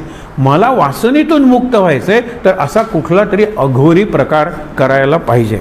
मग पुढे काय झालं, आता त्यांचं भजन सहजानंदात, आणि इथे गण गण गणात बोते पहिल्यांदा येतं. नर नारी दर्शन घेते गजानन महाराजांचं, महाराजांची आनंद वृत्ती. हा आनंद आतून आलेला आहे हो, त्यांना बाहेरून काय खाल्लं म्हणून काय खाल्लेलं उलटून टाकलेलं आहे. आता 2 दिंड्या येतात, चांगलं गातात वगैरे म्हणून त्यांचा आनंद उत्स्फूर्त आहे, आतून आलेला आनंद आहे. त्याला झाकण घालता येणार नाही. झाकण म्हणजे गुड्डी, लीड. यू कॅनॉट लीड, कारण तो ब्लिस आहे, तो हॅपीनेस नाही आहे, जॉय तर नक्कीच नाही आहे. आपण happy birthday to you, enjoy the party, enjoy नाही आहे, तो ब्लिस म्हणतात त्याला. हॅपीनेस सुद्धा नाही, happiness also related to something. हा ब्लिस म्हणजे आतून येणारा आनंद, सहजानंद, महाराजांची आनंदवृत्ती. तो भजन करण्याप्रती दिंड्या आल्या 2च येते. हे जर आले संत जर बंकटलालाच्या घरात राहत आहेत, आपण भजन करूया. 2 दिंड्या आल्या, आवाज ज्यांचे सुस्वर, खडे पहाडी मनोहर, विठ्ठलाचा नामगजर करू लागले आवडीने, म्हणजे प्रेमाने.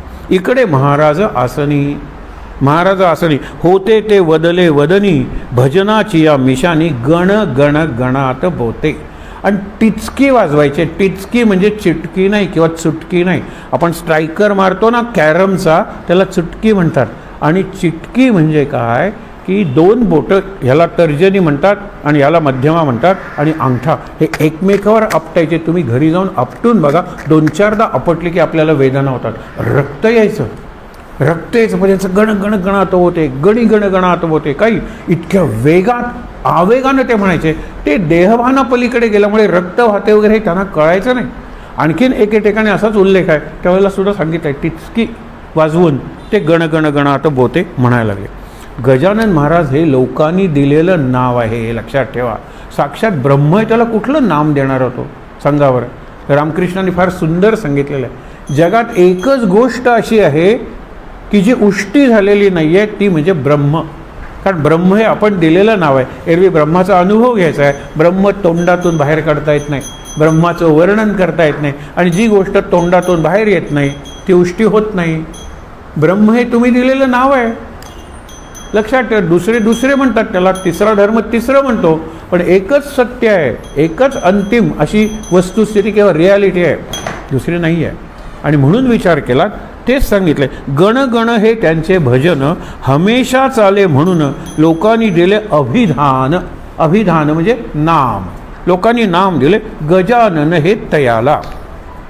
पुढे दासगणू महाराज आपल्याला सांगतात, काय सांगतात, जो स्वयमेव ब्रह्म झाला, जो स्वतःच ब्रह्म झाला. या ओव्या महत्त्वाच्या असतात, समजून घ्या. जो स्वयमेव ब्रह्म झाला, नावरूप कोठून त्याला. नावरूपांचा गलबला म्हणजे संसार. संसारात नावं आणि रूपं कशी बदलतात, गंमत सांगतो तुम्हाला. एक व्यक्ती असते, ते कुठेतरी कोर्टात जज आहेत. हां, बाहेरचे लोक म्हणतात बाळासाहेब, बरोबर आहे. घरी आल्यानंतर आई म्हणते बाळू, आणि आजी म्हणते बाया, बाळोबा, बाळकोबा. एकच व्यक्ती आहे की हो. ही नावं निरनिराळी झाली, रूप कुठे बदललेलं आहे. एक काका, तर बहिणीच्या मुलांचा मामा, बायकोचा नवरा, भावाचा भाऊ, बहिणी. असं लक्षात बघा, एकच व्यक्ती निरनिराळी नातं आहेत, एकच व्यक्ती निरनिराळी नावं आहेत, व्यक्ती बदलत नाही. ते नाम आणि रूपांचा गलबला हा फक्त प्रपंचात आहे. शंकराचार्य वगैरे उदाहरण देतात, ते फार सोपं आहे. एक देतात, माती तीच आहे, पाणी तेच आहे, चिखल तोच आहे, करणारा कुंभार तोच आहे, पण मडकीची किती निरनिराळी रूप आहेत. तुझ्या घटांच्या उतरंडीला नसे अंतना पार, तू वेडा कुंभार. इतके घट तू बनवतोस, एवढं असेल बारकं बुडकून म्हणतो काहीतरी, नंतर मडकं असेल, गाडगं असेल, माठ असेल, रांजण असेल, निरनिराळ्या प्रकारची मातीची भांडी. आता तर कोंबडा वगैरे काहीतरी येतं ना उन्हाळ्यात वगैरे, सगळे मातीच आहे. पण ती सुद्धा माती आहे, चूलसुद्धा माती आहे. कुंभार सगळं बनवतो, पण त्याला माहीत आहे की शेवटी मातीतूनच आलेलं आहे आणि शेवटी मातीतच मिसळणार आहे. सोनाराचं दुसरं उदाहरण दिलेलं आहे. मुलीचं लग्न आहे आणि तुम्ही सोन्याची लगड घेऊन जाता. लगड म्हणजे आपण हल्ली बिस्किट म्हणूया त्याला, सोन्याचं बिस्किट घेऊन जाता. तो त्याचं वजन करतो आणि सुंदर तार अशी बनवतो आणि म्हणतो तुला मुदी करायचे, चला माप घेतो, कट करतो तार. बांगड्या काकणं करायचे, हे घेतो, बाजूबंद सगळ्याला तो माप घेतो एकाच तारेची. ते सोनं एकच आहे, त्याच्यावर नंतर कारागिरी करून ही मुदी, हे काकण, हा बाजूबंद, हे सगळं करतो ना, बदललं काय? रूप बदललं, नाव बदललं. रूप बदललं, नाव बदललं, स्ट्रक्चर बदललं, फंक्शन बदललं. हा दुसरा विचार घ्या. त्याला प्रपंच म्हणतात. मुदीचं स्ट्रक्चर निराळं आहे, कारण फंक्शनही निराळं आहे. कारण एंगेजमेंटला आपण रिंग्ज एक्सचेंज करतो ना, काकण एक्सचेंज करत नाही. मग ह्याला काकणाचं रूप बदललं, फंक्शन बदललं, कारण ते मनगटात आहे म्हणून. मला चेन करायची गळ्यातली, रूप बदललं, नाव बदललं, फंक्शन बदललं, स्ट्रक्चर बदललं. म्हणून हे 4 शब्द लक्षात ठेवूया आपण. प्रत्येक गोष्ट, आता हाताची बोटं आहेत ना, आणि पायालाही बोटं आहेत किंवा पायाच्या बोटालाही अंगठा म्हणतो, पायाच्या बोटालाही करंगळी म्हणतो ना. पण स्ट्रक्चर आणि फंक्शनमधला बदल सांगू का? माझी ही जी बोटं आहेत ना, ती अंगठ्याच्या कॉम्बिनेशनमध्ये वंडर. मी असं धरून ब्रशने हे असं धरून लिहू शकतो, अशी नासातली मुद्रा असते, अशी ध्यानातली मुद्रा असते. म्हणजे in combination with all other fingers mister thumb is wonderful. पायाच्या अंगठ्यानी दुसऱ्या बोटाला पायाच्या स्पर्श करता येतो? नाही करता येत. ती बोटच आहेत की, त्यालाही अंगठा आहे, त्यालाही करंगळी आहे. पण इकडे करंगळीला अंगठा स्पर्श करतो, तो अंगठा करंगळीला स्पर्श करू शकत नाही. कारण का? चालण्याचं फंक्शन आहे म्हणून तसं स्ट्रक्चर दिलं. हे काम करण्याचं फंक्शन आहे म्हणून तसं स्ट्रक्चर दिलं. हे विचार करूया आपण. ह्याला प्रपंच म्हणलेलं आहे. हे सगळं बाहेरचं आहे, हे दिसतं म्हणून त्याला नाव देता येतं. हे गणगण म्हणतात म्हणून तुम्ही त्याला गणपती, गणुबुवा काही म्हणा, पण त्याला नाम देणं म्हणजे ब्रह्माला नाम देण्यासारखं आहे. ब्रह्म हे नाम नाही आहे, ब्रह्म ही अवस्था आहे. आणि त्या अवस्थेत गेल्यानंतर शांत अहम ब्रह्मास्मी हा मंत्र नाही आहे. कारण ब्रह्माचा अनुभव आल्यानंतर माणूस मौन होतो, तो बोलूच शकत नाही. म्हणून काल उदाहरण सांगितलं होतं. नारद सुद्धा विचारतात, हे शेषा विष्णूचं स्वरूप काय ते सांग रे. आणि शेष गप्प बसतो. नारदांना राग येतो. लक्ष्मी शेजारी बसलेली आहे, एवढी 100 तोंड तुला आहेत, 100 फणा आहेत तुला, आणि उत्तर नाही देऊ शकत. काल आपण बघितलं होते 4 शब्द. तुला स्पर्श आहे सतत नारायणाचा, तुला नारायणाच्याकडे येणाऱ्यांचा संबंध आहे, संपर्क आहे, सत्संग आहे, आणि तरी तू सांगत नाहीस, गप्प बसतोस. त्यावेळेला लक्ष्मी हसून म्हणते की नारदा, तू प्रत्येक वेळेला प्रश्न विचारला आणि त्याला प्रत्येक वेळेला शेषाने उत्तर दिलेलं आहे की विष्णूचं स्वरूप काय. गप्पच बसलं पाहिजे ना. विष्णूचं स्वरूप त्रिकोणी सांगणार का? विष्णूचं स्वरूप चंदेरी सांगणार का? विष्णूचं स्वरूप केशरी सांगणार? विष्णूचं स्वरूप वेलची सांगणार? विष्णूचं स्वरूप काय सांगणार? रूप सांगा, तो निळा आहे, तो हे आहे, सगळं स्वरूप काय सांगणार? गप्पच बसावं लागतं. आणि आपलं स्वरूप आहे ना, ते खरं आहे आणि ते सगळ्यांचं एकच आहे, हे लक्षात ठेवा. सगळ्यांचं एकच आहे. हे इथे 2 ओव्यात काय सुंदर सांगितलंय. जो स्वयमेव ब्रह्म झाला, नाव रूप कोठून त्याला, नामरूपाचा गलबला प्रकृतीच्या आश्रय. प्रकृती म्हणजे प्रपंच. प्रपंचाच्या आश्रयाला हा नामरूपांचा गलबला. आणि आपण काय त्याचं बनवतो नाही, या सगळ्या फॅशन्स, हे निरनिराळे ब्युटी पार्लर, हे नामरूपांचा गलबला किंवा. पूर्वी केसाला फक्त तेल लावत होते, आता काय निरनिराळ्या प्रकारचे कंडिशनर्स असतील, मॉइश्चरायझर असतील, शॅम्पू असेल आणि हेअर डू असेल, निरनिराळ्या प्रकारच्या स्टाईल. काय नाही आहे हे सगळं नामरूपांचा गलबला. आणि हेही सांगते आमच्याकडे ही स्पेशालिटी आहे, या प्रकारची हे केशरचना आम्हीच करतो. ते नाव तिला निरनिराळी देतात, भयंकर प्रकार आहे. म्हणून तुम्हाला सांगतो हा सगळा बाहेरचा आहे. आता पुढचे 3 शब्द आहेत ते फार महत्त्वाचे आहेत. आणि हे जर कळलं तर आपल्याला काय सांगायचं आहे दासगडूंना. गजानन महाराजांचं स्वरूप काय? अस्ति भाती प्रिय. ही ओवी आपण वाचतो, पाठ करतो. पण अस्ति म्हणजे सत, भाती म्हणजे चित्त, आणि प्रिय म्हणजे आनंद. सत चित आनंद, सत्यम शिवम सुंदरम, ज्ञान कर्म भाव किंवा भक्ती किंवा डोकं, हृदय आणि हात म्हणजे अस्ति भाती प्रिय. माझं सगळं जीवन डोक्यातून म्हणजे विचाराने, हृदयातून म्हणजे भावनेनं, आणि हातातून म्हणजे कर्मानी, कृतीनी घडत असतं. याच्याशिवाय काय नाही. स्वयंपाक करायचा, निरनिराळ्या तुमच्या कुकिंग स्टाईल्स असतील, पण शेवटी हात, डोकं वापरलं पाहिजे, प्रपोर्शन, किती मीठ किती घालायचं. आणि प्रेमानं, माझी मुलगी पहिल्यांदाच सासरून माहेरी येते, आज जरा तिच्या आवडीचं, हे प्रेम आहे. हे सगळंच पाहिजे मला. अस्ति भाती प्रिय. अस्ति म्हणजे डोकं, सत्य, ज्ञान. भाती म्हणजे चित्त, चैतन्य आणि कर्म. आणि प्रिय म्हणजे आनंद, भक्ती, हृदय. Head, hands and heart. हे तिन्ही एकत्र आले की चौथा एच तयार होतो, त्याला हेल्थ म्हणतात. आणि चौथा एच तयार झाला की त्यातून पाचवा एच तयार होतो, त्याला म्हणतात हॅपीनेस. आणि पाचव्यातून सहावा होतो हेवन म्हणजे स्वर्ग. आणि हे सगळं एकत्र असतं त्याला होम म्हणतात. होम सुद्धा एचच आहे. हेड आहे, हार्ट आहे, हँड्स आहे, हेल्थ आहे, हॅपीनेस आहे, हेवन आहे, होम आहे. होम आज आपल्या होममधून हे सगळं जणू काही हद्दपारच झालं हो. Our homes have become houses, well furnished, well equipped, interiorly decorated houses. Home कुठे गेला? होम. आणि ज्या घरात संस्कृत होम म्हणजे यज्ञ होत होता त्यालाच होम इंग्लिशमध्ये म्हणतात. एरवी दुसरा काही अर्थ नाही आहे. आणि घरातला होम, होम म्हणजे त्याग, होम म्हणजे यज्ञ. आणि यज्ञाचा परफॉर्मन्स नाही, कुणी इतके डबे तुपाचे घालून केवढा मोठा यज्ञ केला, अरे this is performance, this is procedure.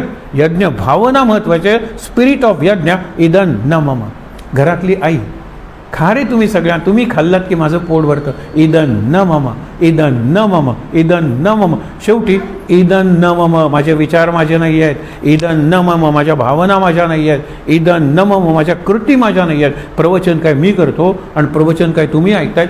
Gajanan Maharaj ऐकतायत, Gajanan Maharaj करतायत. ती शक्ती करते. हा जो भाव आहे अस्ति भाती प्रिय, अस्ति भाती प्रिया ठाई योगेश्वर निमग्न राही. निमग्न म्हणजे स्तब्ध, मग्न झालेला.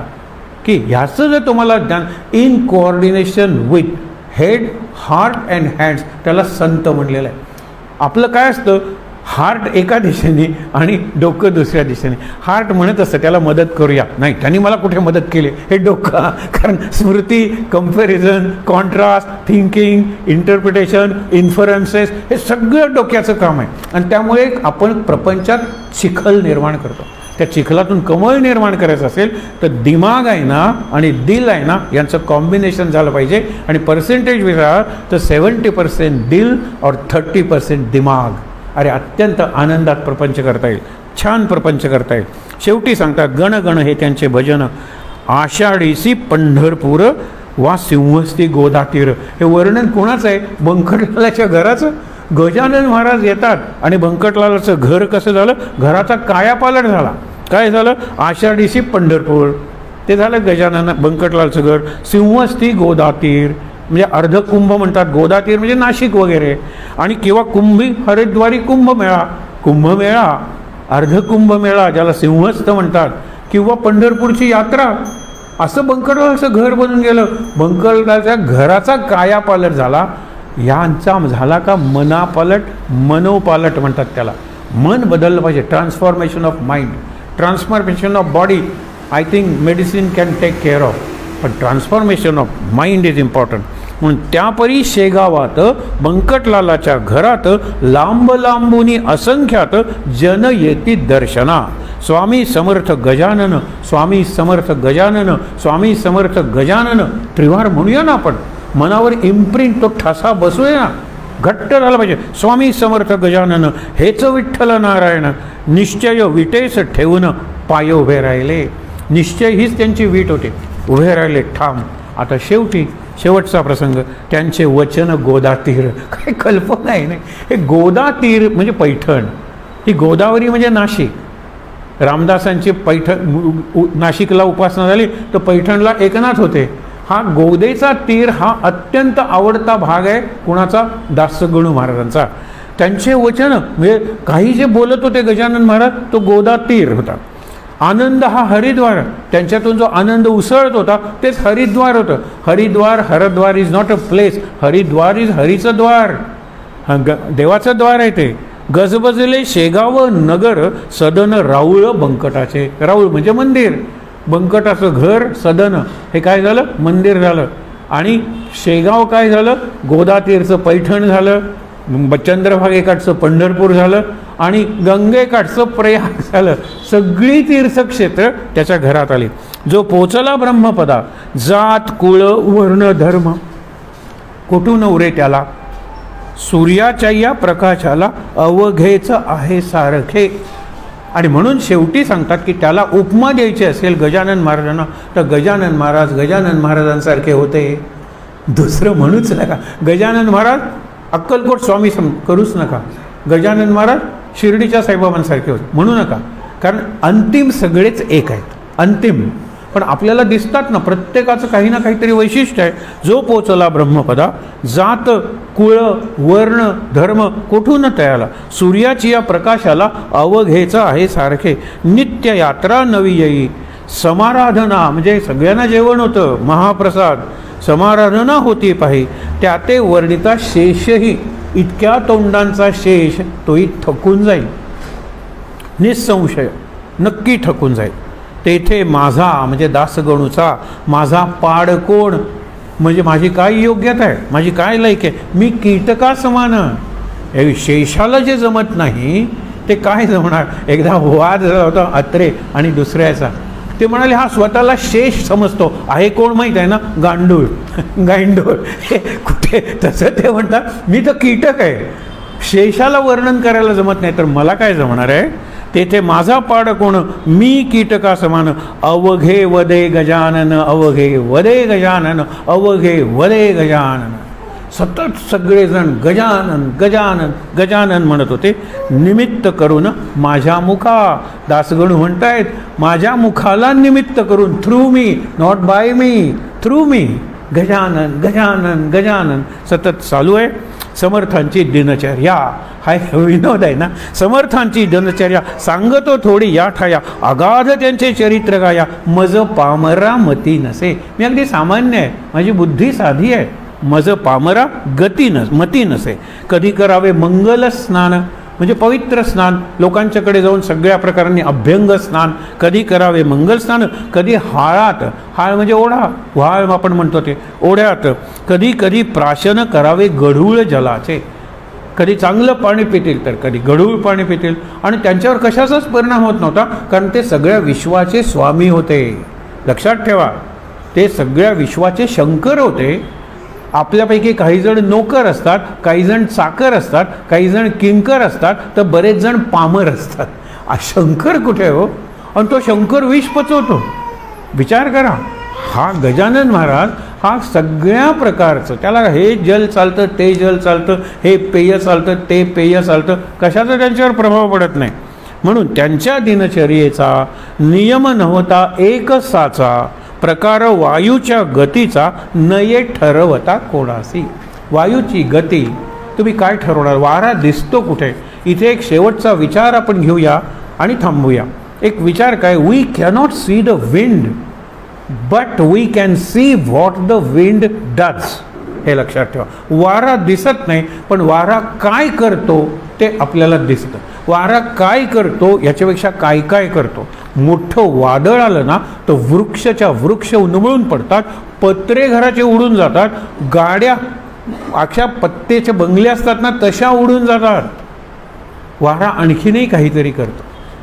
वारा आता फार सुंदर वर्णन केलेलं आहे एका कवितेत, आणि त्या कवितेत एक फार सुंदर ओळ आहे की वाऱ्याची झुळूक आली आणि माझ्या समोर बसलेली जी होती तिची कुरळी केसाची बट इतकी सुंदर हल्ली की क्षणभर मला वाटलं समाधीच लागली. ही कविता आहे.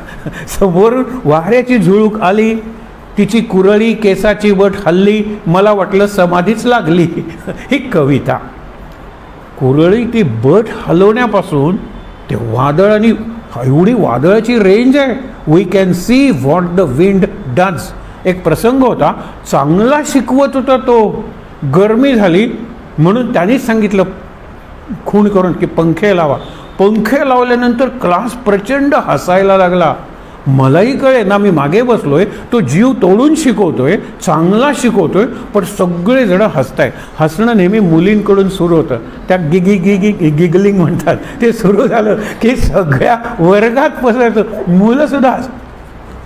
मी शेजारच्या मुलीला विचारलं तुम्ही का हसताय. नाही ती हसते म्हणून. मग ती का हसते विचारतात. ते म्हणाले त्यांनी विग घातलाय, विग, आणि पंखा लावल्यानंतर त्याची बट हलते म्हणून आम्ही हसतोय. विग म्हणजे मेलेले केस, ते सुद्धा वारा हलवतो. म्हणजे वाऱ्याची रेंज बघा काय आहे. मग गजानन महाराज आपल्याला जर फील करायचे असतील, he can do anything. Anything is possible with Gajanan Maharaj. आणि जे मला कळलं, मी या मंदिरात येतो म्हणजे this is a field of all possibilities. हे माझे शब्द नाही आहे, हे एका पुस्तकाचं सबटायटल आहे, क्रिएटिंग एफ्लुएन्स. तुम्हाला श्रीमंत व्हायचं आहे, तुम्हाला संपन्न व्हायचं आहे, तुम्हाला समृद्ध व्हायचं आहे, जगाचं कल्याण करण्यासारखी संपत्ती मिळवायची, you come in the field of all possibilities. And field म्हणजे क्षेत्र, जागा, ऑल पॉसिबिलिटीज म्हणजे सगळं शक्य आहे. इथे सगळं शक्य आहे. या झाडाच्या खाली ठेवलेला एक फोटो गजानन महाराजांचा आम्ही बघत होतो जाताना येताना या हाऊसिंग बोर्ड कॉलनी. तिथे हे होईल, एनिथिंग इज पॉसिबल. हो, एनिथिंग इज पॉसिबल. म्हणून मला वाटतं, मी नेहमी प्रार्थना करतो, शेजारी जमीन मिळावी, सुंदर हॉल तिथे व्हावा आणि छान कार्यक्रम तिथे व्हावेत, आध्यात्मिक कार्यक्रम व्हावेत. आज इथे जे त्रिभागलेले आपण असतो ना, काही जण तिथे, काही जण तिथे, आणि वक्त्याला बघायचं असेल तर नक्कीच स्पॉन्डिलोसिस होईल. इकडे कदाचित होणारही नाही व्यायाम झाल्यामुळे. पण सांगतो, फोकस मिळत नाही बोलताना. इकडे 4 शब्द बोलावे तर इकडे बघावं लागतं, इकडे बघा तिकडे बघावं लागतं. हे करावं लागतं, कारण eye contact is necessary for the speaker. It may not be necessary for the audience. तुम्ही इकडे तिकडे बघू शकता, पण आम्हाला एक विषय मांडण्यासाठी फोकस असावा लागतो. शेवटी काय म्हणतात ते लक्षात ठेवा. ची चिलमीवरी प्रेमभारी, ती लागे वरच्यावरी, नवती आसक्ती तिच्यावरी, ते केवळ कौतुक. श्री गजानन चरित्र आदर्श. आदर्श म्हणजे काय? आरसा. आदर्श म्हणजे आयडियल, रोल मॉडेल आहे ना, पण आरसा आहे तो. गजानन महाराजांच्या चरित्रात मी माझं रूप पाहिलं पाहिजे. केरळमध्ये तुम्ही गेलात, तिथे नारायण महाराजांचे असे मठ आहेत, मोठी मंदिर आहे. मंदिरात गेल्यानंतर बाहेर प्रकाश, नंतर कमी प्रकाश, कमी प्रकाश, आणि नंतर ज्याला गर्भकूड म्हणतो, खरी गर्भकूड आहे ना, गर्भात प्रवेश आहे होतो. गर्भातला प्रवेश म्हणजे एवढंसंच तोंड पाहिजे ना, म्हणून एवढंसंच दार लागलाच पाहिजे. तू मोठा साहेब असेल, ताट गेलास तर कपाळ फुटल्याशिवाय राहणार नाही, वाकूनच गेलं पाहिजे. म्हणजे बाहेर बघताना हा टोपी पडली पाहिजे तुझी, कुठलीही टोपी असू दे ती पडली पाहिजे, एवढा कळस उंच असतो. आणि देवाकडे जाताना अगदी वाकून गेलं पाहिजे, तरच तुला देवाचं दर्शन होणार आहे. आणि तिथे दिवलीच्या प्रकाशात देवाचं दर्शन. आता हे आपण प्रकाश वगैरे करतो ती आपली सोय आहे, तर तिकडे अगदी बारीक प्रकाश असतो. आणि तुम्ही म्हणता इथे मूर्ती कुठलीच दिसत नाही आहे. मग तिथला पुजारी असतो, ती नाही का समोर दिसत, समोर आरसा ठेवलेला असतो. माझा देव मीच आहे, माझा देव मीच आहे, ते मी देवाचं स्वरूप आहे. म्हणजे गजानन चरित्र हे आदर्श, हा आपला आरसा आहे. प्रत्येक पारायण वाचताना करताना मी जरा काही बदललो आहे का, माझा राग कमी झाला आहे का, माझा लोभ कमी झाला आहे का, माझा अहंकार कमी झाला आहे का, निदान या गजानन महाराजांच्या प्रकट दिनापासून त्या प्रकट दिनापर्यंत एका वर्षात माझ्यात काही बदल झाला आहे का, हे दाखवणारा हा आरसा आहे. एक सहज गमतीदार प्रसंग सांगतो आणि शेवटचं त्यांचं संकल्प वाक्य म्हणून थांबूया, की वधूवर सूचक मंडळ असतं. एका वधूवर सूचक मंडळ फार सूचक गोष्ट आहे नाही, हे शेवटचं बोधवाक्य समजायला, की काय आहे वधूवर सूचक मंडळ. आमची स्पेशालिटी त्यांनी दिलेलं असतं, की तुम्ही तुमची स्पेसिफिकेशन्स दिलीत, मुलगी कशी हवी, तुमच्या वर्णनाची मुलगी आत थांबलेलीच असेल, कारण आम्ही इंटरव्ह्यूसाठी त्यांनाही बोलवलेलं असतं. मग तुम्ही लिहून द्यायचं फॉर्म, कशी पाहिजे, गोरी, प्रत्येकाला गोरी पाहिजे, कशी पाहिजे, शिकलेली, नोकरी असलेली, गृहकृत्य दक्ष, याला शब्द लिहिताही येत नाही पण गृहकृत्य दक्ष म्हणजे घरातली सगळी कामं करणारी, निरनिराळ्या कला कौशल्य असलेली. आणि त्यांनी प्रत्येक ठिकाणी दिलेलं असतं, तुम्हाला शिकलेली पाहिजे उजवीकडे वळा, सुंदर पाहिजे तशी जा, गोरी पाहिजे डावीकडे जा, गृहकृत्य दक्ष अशी करा वगैरे. आणि आता तुम्हाला हवी असलेली मुलगी आतल्या खोलीत तुमची वाट पाहते. आतल्या खोलीत फक्त आरसा ठेवलेला असतो, माकडा तुझं तोंड तू कसा आहेस ते बोल. आणि नंतर प्रत्येकजण फॉर्म फाडतो आणि तिथल्या वेस्ट पेपर बास्केटमध्ये. हा आदर्श आहे, हा आरसा आहे. गजानन महाराजांचं चरित्र हे आदर्श आहे. गजानन चरित्र आदर्श होवो भाविकाप्रत. भावपूर्णतेने जे वाचतात त्यांना हा आरसा होऊ दे. विनवी जोडून हात दासगणू ईशा. ते परमेश्वराला विनंती करतायत, प्रार्थना करतायत दासगणू. हे चरित्र जे लिहिलेलं आहे तो आरसा ठरू दे भाविक भक्तांसाठी. आणि पुढे श्री गजानन झालं, शुभम भवतु वगैरे जे म्हणतात, त्याच्यात कल्याण आपलं व्हावं हाच त्यांचा हेतू असतो. दुसरा अध्याय आपण या महिन्यात संपवला.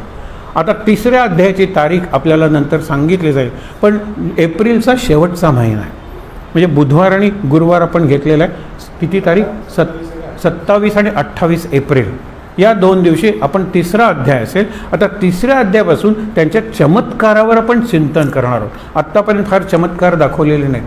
मग त्यांचं जे चरणतीर्थ आहे ते एका मृत्यूपंथाला लागलेल्या माणसाला वाचवतात. आता हा चमत्कार आहे का, त्याच्यावर चिंतन आपण करणार आहोत. म्हणजे चमत्कारांची मालिका म्हणजे साईबाबांचं चरित्र, म्हणजे स्वामी समर्थांचं चरित्र असं नाही आहे.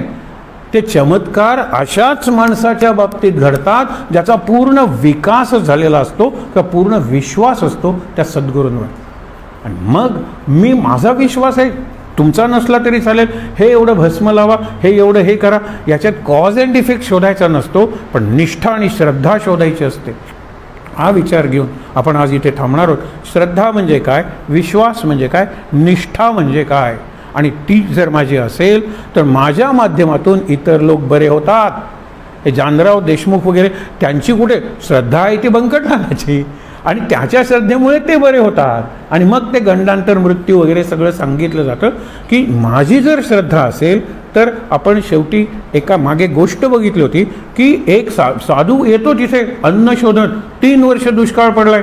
ते म्हणाले आमच्याचकडे खायला काही नाही, पण कुणीतरी म्हणता साधू तेजस्वी दिसतोय, तू यज्ञ कर. 13व्या दिवशी पाऊस पडतो की नाही ते बघा. यांनी काय याचा स्वतःचा विश्वास नाही. 13 दिवस यज्ञ, 12 दिवस होतात. आता उद्या पूर्णाहुती, जे काही असेल ते सगळं घेऊन या. थोडंसं तूप आहे, थोडेसे तीळ तांदूळ आहेत, सगळं घेऊन या, उद्या पूर्णाहुती असेल. या साधूंनी काय ठरवलं होतं, लोकांनी आपल्यावर आपण देव असल्यासारखा विश्वास ठेवलेला आहे.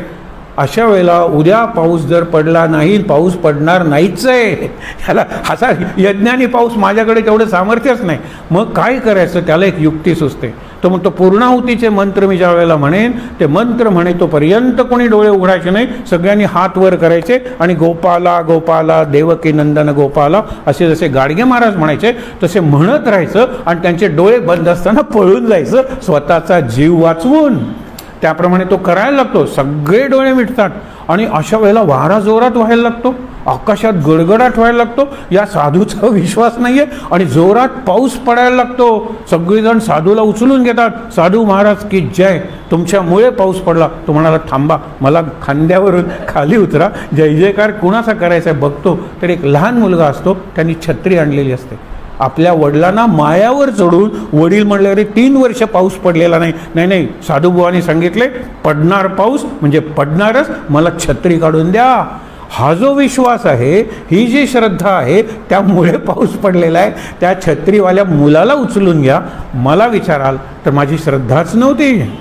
आपण आपली श्रद्धा वाढवूया, निष्ठा वाढवूया आणि गजानन महाराजांना प्रार्थना करूया. आहे त्या ठिकाणी ताठ बसून डोळे मिटून शांत. 3रा अध्याय वाचून यायला हरकत नाही. पुढच्या वेळेला आपण 27-28 एप्रिल बुधवार गुरुवार भेटणार आहोत. भरपूर दिवस आहे. शांत. सदा सर्वदा श्लोक आपण नेहमी म्हणतोच. उपासनेला दृढ चालवावे हा श्लोक ज्यांना येतो त्यांनी म्हणायचा आणि शेवटी म्हणायचं शांतीपाठ. ज्यांना येतो त्यांनी म्हणायचं उपासनेला दृढ चालवावे, भूदेव संतासी सदा लवावे, सत्कर्मयोगे वय घालवावे, सर्वामुखी मंगल बोलवावे. जय जय रघुवीर समर्थ. ओम सहनावतु सहनौ भुनक्तु सह वीर्यं करवावहै तेजस्विनावधीतमस्तु मा विद्विषावहै. ओम शांति शांति शांति. डोळे बंद. 3दा दीर्घ श्वासोच्छ्वास.